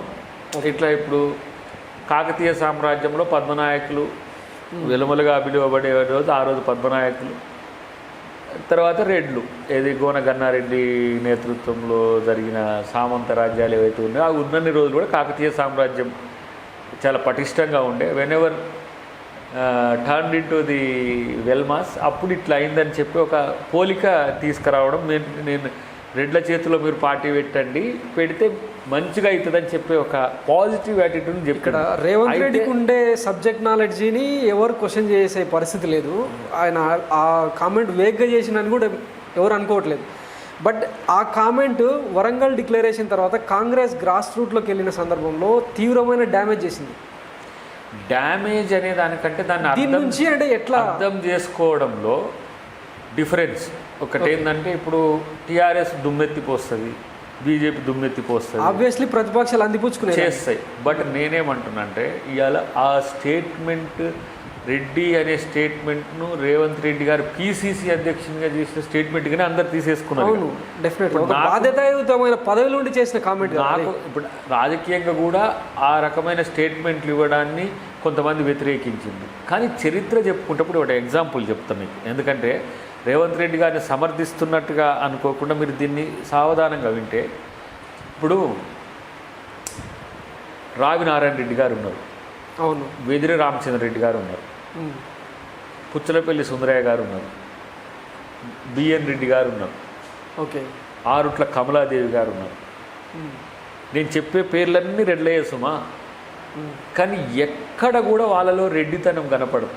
అంటే నేను ఒక దళిత నాయకునిగా మాలమానాడు జాతీయ అధ్యక్షునిగా చెప్తున్నా, నేను ఇంకా కాంగ్రెస్ పార్టీ లీడర్ అయినప్పటికి కూడా. బిఎన్ రెడ్డి గారు, మల్లుస్వరాజ్యం గారు, విఎన్ రెడ్డి అని మన మల్లుస్వరాజ్యం గారి భర్త. ఓకే, మమ్మల్ని ఎత్తుకునేది, మాతో వచ్చి కలిసి ఉండేది, తిరిగేది, మా గూడాలలో ఉండేది, మాలపల్లెల్లో, మాదిగపల్లెల్లో ఉండేది. ఓకే, రావినారాయణ రెడ్డి గారు పోరాటమే హరిజనులతో, ఏది భూస్వామ్య వ్యవస్థకు వ్యతిరేకంగా. కాంగ్రెస్గా ఉన్నాడు ఆయన, కమ్యూనిస్ట్గా ఉన్నాడు ఆయన, ఒక మానవతావాది ఆయన ఉద్యమాలన్నీ కూడా. సరే మిగతా వాళ్ళ దాంట్లో లేరా అంటే, నేను రెడ్ల గురించి చెప్పుకుంటూ వచ్చినప్పుడు ఎందుకు ఈ ప్రస్తావన చేస్తానంటే, పుచ్చలపల్లి సుందరయ్య గారు కూడా సుందరరామిరెడ్డి, ఓకే, వారు కాంగ్రెస్ మన ఎవరు గాంధీ గారి ఇన్స్పిరేషన్తోనే సామాజిక ఉద్యమాలకు వచ్చి హరిజనోద్ధరణ అనేది తీసుకొని ఆ తర్వాత సోషలిస్ట్గా మారి ఆ తర్వాత కమ్యూనిస్ట్ అయింది ఆయన అక్కడ ఆంధ్ర. ఇప్పుడు వేమన శతకాలు ఉంటాయి కదా, వేమారెడ్డి, ఇట్లా ఇప్పుడు కోదండరామ్ లాంటి వాళ్ళు ఉన్నారు, మా కోదండరామరెడ్డి గారు. అంటే వీళ్ళను నేను కులంతో చూడను. ఓకే, పాలకుల సామర్థ్యం కూడా అట్నే ఉంటుంది. ఇప్పుడు రెడ్డి రాజులు ఉన్నారు, రెడ్డి రాజులు కూడా ఇప్పుడు మనకు పల్నాడు కేంద్రం నుంచి మొదలు పెడితే అక్కడ దానుకుంటారు. వాళ్ళలో ఉన్నప్పుడు ఒక పాజిటివ్ ఏమొచ్చిందంటే, వీళ్ళు ప్రో పీపుల్ ఉంటారు అనేది వచ్చి యాక్సెసిబిలిటీ ఉండేది. మిగతా సామాజిక వర్గాల కంటే రెడ్డి ర్యాపో ఎక్కువ ఉంటుంది. వెలమతో కొంత ఆధిపత్యంతో కూడిన, అంటే దొరతనం, పెత్తందారితనం లెక్క ఉంటుంది. రెడ్లు వెలమలతో కొట్లాడింది. ఇంకా చరిత్రలో వెలమ నిజాం వైపు ఉంటే రెడ్డి ప్రజల వైపు ఉండి కొట్లాడింది. ఓకే, అంటే దీన్ని అన్నింటినీ ఈ రూపకంగా చెప్పకుండా అట్లా చెప్పిన వల్ల ఏమైందంటే అందరూ ఏమనుకుంటారు, రెడ్లు చేయబట్టే బతికిండు, రెడ్డి చేయబట్టే. ఇప్పుడు బీజేపీకి బీసీ నాయకుడు, అవును, కాబట్టి వాళ్ళ ట్రోల్ టీమ్స్ కొన్ని ఉంటాయి. ఇప్పుడు టీఆర్ఎస్కు నిరంతర జీవితకాలపు అధ్యక్షుడు కేసీఆర్ ఆయన ఉన్నంతకాలం. ఏమవుతుందంటే మనమంతా డిజిటల్ లైఫ్లోకి వచ్చినాం. 3 minute made నూడిల్స్ లాగా 2 నిమిషాల వీడియో మాత్రమే వెళ్తుంది. ఇంత హోల్సమ్ పాకిస్తాన్ ప్రేమిస్తా అని చెప్పినట్టే పోతుంది. కాబట్టి అదేమి డ్యామేజ్ అంటే లాంగ్ టర్మ్ పర్వ్యూతో ఆలోచించేటోళ్ళకి అది డ్యామేజ్ అనిపించదు నా దృష్టిలో. బట్ రెడ్డి క్రెడిబిలిటీని తను ఒక రెడ్డిగా చెప్పుకునే ప్రయత్నం చేసిందనే ఉద్దేశంతో చూస్తే డెఫినెట్గా నేనేమంటే, నేను ఇంకా టిపికల్ ఆలోచనలతో ఉండేటువంటి ఏది సామాజిక నేపథ్యంతో అయితే, ఇప్పుడు కుల ప్రజాస్వామ్యం, కుల అస్తిత్వం, కుల మూర్ఖత్వం, ఈ 3 రకాలు ఉంటాయి. కుల మూర్ఖత్వంతో ఉన్నవాడు కులానికే పరిమితం అయితే వాడు అక్కడనే చేస్తాడు. కుల అస్తిత్వాన్ని పెంచేటోడు వాడు ప్రోగ్రెసివ్ థాట్స్ ఉన్నాడు, ఏ కులమైనా సరే. ఓకే, కుల ప్రజాస్వామ్యం ఉండాలి అంటే కులంగా తను ఎదగాలి. ఆ కులంలో ఇతర కులాలను కూడా అదే రీతిలో గౌరవించే ఒక విధానం రావాలి. అదే ఈ దేశంలో జరగాల్సిన సామాజిక మార్పు. ఈ సామాజిక అంతరాలు పెరగకుండా ఇప్పుడు ఒకరోజు మాలగా ఉన్న మహర్ ఓ రోజు ఈ దేశాన్ని పాలించిన రాజు ఈరోజు దళితుడు అంటరానిగా వాడిగా ఉండొచ్చు. ఒకరోజు పాలించిన శూద్రుడు ఛత్రపతి శివాజీ లాంటి ఒక మహానాయకుడు కదా ఒక రోజులో. ఈరోజు శూద్రులు ఇప్పుడు పరిపాలించేటోడు టెక్నికల్గా మోడీ అనేటోడు శూద్రుడే కదా ఈ దేశాన్ని పాలించేటోడు కూడా. రామ్నాథ్ కోవింద్ రాష్ట్రపతి ఒక దళితుడే కదా. సో ఈ పవర్ అనేది పర్మనెంట్ కాదు. ఇట్ కెన్ ఆల్టర్ ఆల్వేస్, ఎప్పుడు కూడా మారుతుంటుంది. డైనమిక్స్ ఉంటాయి పవర్లో. ఇప్పుడు ఒక మాట అనుకుందాం, జంబూ దీపస్య అనే మొదలవుతుంది మన మంత్రాలన్నీ కూడా. జంబూ దీపం జంబూకుడు ఎవరు? మాదిగనే కదా. అంటే మొట్టమొదటి రాజు కింగే మాదిగా ఉన్నాడు కదా మనం చరిత్ర ప్రకారం చెప్పుకుంటూ వస్తే. సో ఇట్లా రెడ్డి కూడా ఒకరోజు శూద్రునిగా ఉన్నాడు, అణిచివేయబడ్డాడు, బ్రిటిష్ వాళ్ళతో కొట్లాడిండు, నిజాంలతో కొట్లాడిండు. ఈరోజు ఆ శూద్రుడి నుంచి క్షత్రియుడైండు. అంటే పాలించే కమ్యూనిటీగా వచ్చింది. కమ్మ కూడా అంతే వచ్చింది. వెలమ కూడా ఒక రోజులో ఇప్పటికి ఒక సేయింగ్స్ ఏంది, వెలిమాల అంటారు, వెలేసిన మాల అని అంటారు. కానీ ఇప్పుడు వాళ్ళు పద్మనాయకులుగా ఆడిన తర్వాత ఇప్పుడు ఏంది అప్పర్ క్యాస్ట్గా వాళ్ళు కూడా ఉన్నారు కదా. అంటే పవర్ ఎవరి చేతిలో ఉంటే వాళ్ళు biggest community, toppest community, richest community అయింది ఎవరికి. అందుకనే అంబేద్కర్ అంటాడు, రాజ్యాధికారం పొందలేని కులాలు నిరంతరం కుట్రలతో కునారిల్లుతూ పోతుంటాయి. కాబట్టే political power is the key to the communities అని అంటాడు. కాబట్టే రాజ్యాధికారం కూడా కొట్టాడండి అంటాడు. ఇప్పుడు అందరు చేసే పని అదే. మొన్న కమ్మ రెడ్డి పోటీ కాస్త ఇప్పుడు కమ్మ వెలమ రెడ్డి వెలమ అయింది. రేపు బీసీ రెడ్డి, రేపు బీసీ వెలమ, బీసీ అక్కడ రెడ్డి, ఇట్లా ఆర్డర్ అవుతూ ఉంటుంది. ఎవరు పవర్ఫుల్గా ప్రజలకు దగ్గరికి పోతారో వాళ్ళు అవుతారు. రేవంత్ రెడ్డి గారు చెప్పిన నేపథ్యం ఏంది, మేము ఇట్లా చేసినాం చరిత్రలో, రెడ్లం మమ్మల్ని పెట్టుకోండి, మేము కూడా మీకు చేయగలమని చెప్పి ఒక ప్రయత్నం. ఇప్పుడు Gona Ganna Reddy protector of the Kakatiya సామ్రాజ్యం. అట్లా ఇప్పుడు కన్నమనీయుడు ఉంటాడు, మాల కన్నమనీయుడు ఉంటాడు. పల్నాడుకు పెద్ద పెట్టని కోట నాగమ్మ బ్రహ్మనాయుడు చరిత్ర మీరు చూస్తే మాల కన్నమనీయుడు అంటే ఒక హీరో అన్నట్టు. సో రాజుల కంటే ఎక్కువ పేర్లు వచ్చిన వాళ్ళు ఉన్నారు. సో అట్లా కూడా రెడ్డి ఇట్లా ఇంత మేము పవర్ఫుల్గా ఉన్నాం, మాతో ఉంటే మీరు రాజకీయాలు చేస్తే మంచిదని రాజకీయ పార్టీలకు అన్ని పార్టీలకు వచ్చింది. అది not even Congress party. So దాన్ని డిఫరెంట్గా ఆలోచించిండ్రు. ఏదేమైనా సరే నేనేమంటున్నా అంటే రెడ్డి ఎదగండి, కమ్మ ఎదగండి, వెలమ ఎదగండి. ఇప్పుడు ఎవరి కమ్యూనిటీని వాళ్ళు ఓన్ చేసుకుంటారు బ్రదర్. దాన్ని నేను వ్యతిరేకించగలనా? ఇప్పుడు ఎగ్జాంపుల్ నేను అంటా, దళితుడు ముఖ్యమంత్రి కావాలని నేను కోరుకుంటా. దాన్ని ఒక రెడ్డితో నువ్వు వ్యతిరేకిస్తావా అని అంటే వ్యతిరేకించలేడు. ఎందుకంటే అందరూ రావాలి కదా. నేను మొన్న కూడా మీటింగ్లో చెప్పిన అదే, డెమోక్రసీ అనేది ఏ ప్రాసెస్. దాంట్లో ఒకసారి రెడ్డి కావచ్చు, ఒకసారి ఎస్సీ కావచ్చు, ఒకసారి ఎస్టీ కావచ్చు, ఒకసారి బీసీ కావచ్చు. ఇప్పుడు రెడ్డి అయినంత మాత్రం రెడ్డి ఉండాలని, రేపు బీసీ అయినంత మాత్రం బీసీ ఉండాలని, రేపు ఎస్సీకి వస్తే ఎస్సీ. ఇప్పుడు దామోదరం సంజయ్ గారు ఈ రాష్ట్రానికి ఉమ్మడి ఆంధ్రప్రదేశ్కు ఒకసారి ముఖ్యమంత్రి అయ్యిండు. ఇక వారితోనే ఆగిపోయిందా? మళ్ళీ తర్వాత వచ్చింది.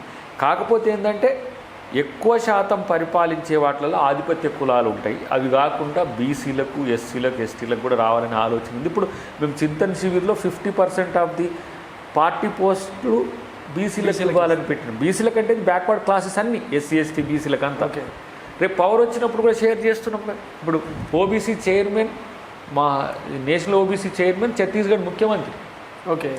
చన్నీని మొన్ననే పంజాబ్ ముఖ్యమంత్రి చేసినాం, ఒక దళిత్ కమ్యూనిటీ నుంచి వచ్చిన. సో కాంగ్రెస్ పార్టీ అవకాశం వచ్చినప్పుడల్లా అగ్రకులాలకు ఎట్లా అవకాశాలు ఇస్తుందో బీసీ, ఎస్సీ, ఎస్టీలకు కూడా అట్నే ఇస్తుంది. సో ఆ దాంట్లో ఎలాంటి ఇప్పుడు కోనేరు రంగారావు గారు కానీ, మొన్న గవర్నమెంట్లో కిరణ్ కుమార్ రెడ్డి గారు, దామోదర్ రాజనరసింహ గారిని ఉప ముఖ్యమంత్రి చేసిన చరిత్ర చూసినాం. కాబట్టి ఎవరైతే లీడర్షిప్లో ముందుంటారో వాళ్ళకి అవకాశాలు వస్తాయి. దాంట్లో మేము ఛాంపియన్గా ఉన్నామని చెప్పే ప్రయత్నం రేవంత్ రెడ్డి గారు చేసింది. దాన్ని నేను వ్యతిరేకించలేను. ఎట్టి పరిస్థితులు. ఎందుకంటే ఒక దళిత నాయకునిగా ఉన్నావు, వాళ్ళ రెడ్లదే పార్టీ అంటే నువ్వు దాంట్లో ఉన్నావు అని అంటే ఆర్ఎస్పీ లాంటి వాళ్ళు ఆల్రెడీ విమర్శలు చేశారు కదా, ఇట్లాంటి పార్టీలో ఉండడం అవసరమా, బానిస ఇప్పుడు వారి విచారధార వారి సమర్థనీయం, వాళ్ళ ఆలోచన అట్లనే ఉంది. వాళ్ళ కాన్స్టిట్యూషన్లో బీసీ ఎస్సీ ఎస్టీలకు పెద్దపీట వేయాలనేది బీఎస్పీ యొక్క విధానం కాదండి. ఇప్పుడు మొన్న పొన్నాల లక్ష్మయ్య గారిని పీసీసీ చేసినాము 2014 తెలంగాణ వచ్చిన తర్వాత. అట్లని చెప్పి అది బీసీల పార్టీ కాలేదు కదా.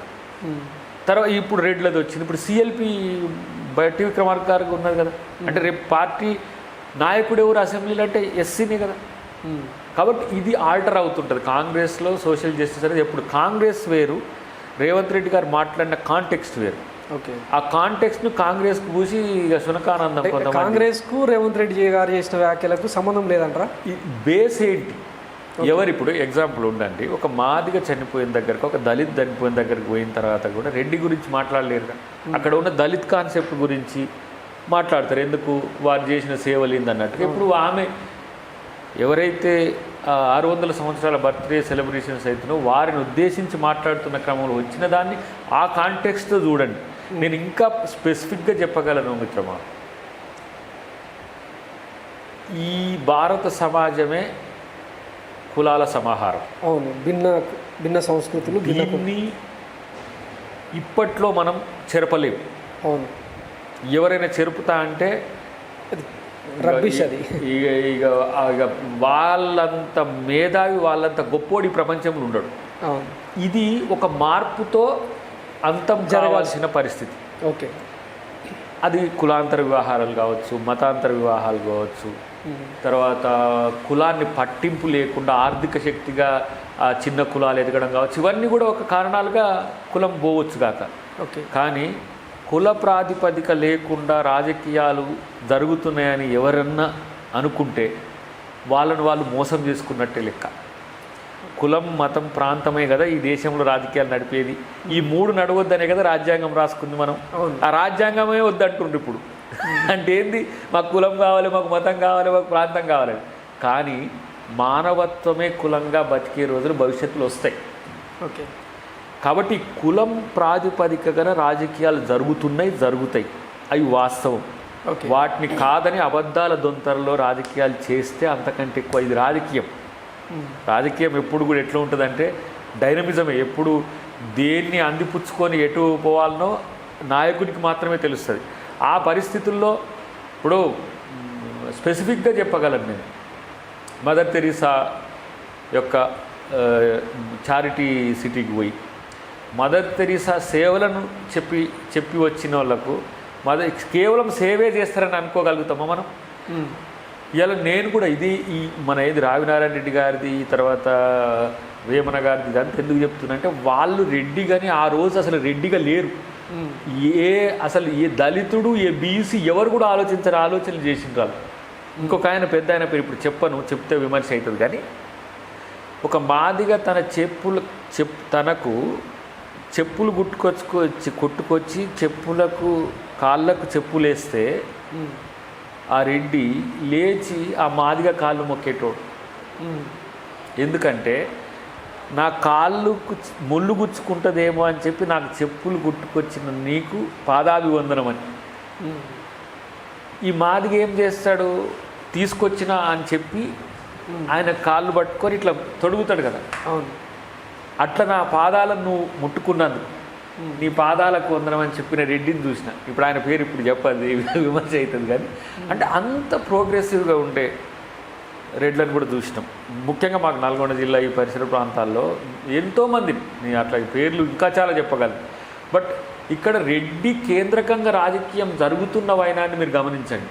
ఓకే, ఏది ఇప్పుడు మొన్న జరిగిన మల్లారెడ్డి గారి గొడవ, ఇదంతా కూడా ఎందుకు? ఒక బలమైన కమ్యూనిటీ ఉన్నది, ఆర్థికంగా ఎదుగున్నది, సామాజికంగా ఎదుగున్నది, రాజకీయంగా కూడా పటిష్టంగా ఉన్నది.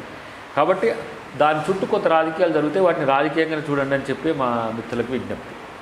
Okay, right. ఫైనల్గా మీ ఫాదర్ కూడా ఉద్యమకారుడే, ప్రజాకారుల టైంలో పోరాడే. అసలు చాకలి ఐలమ్మకు మీకు ఉన్న అనుబంధం ఏంటి?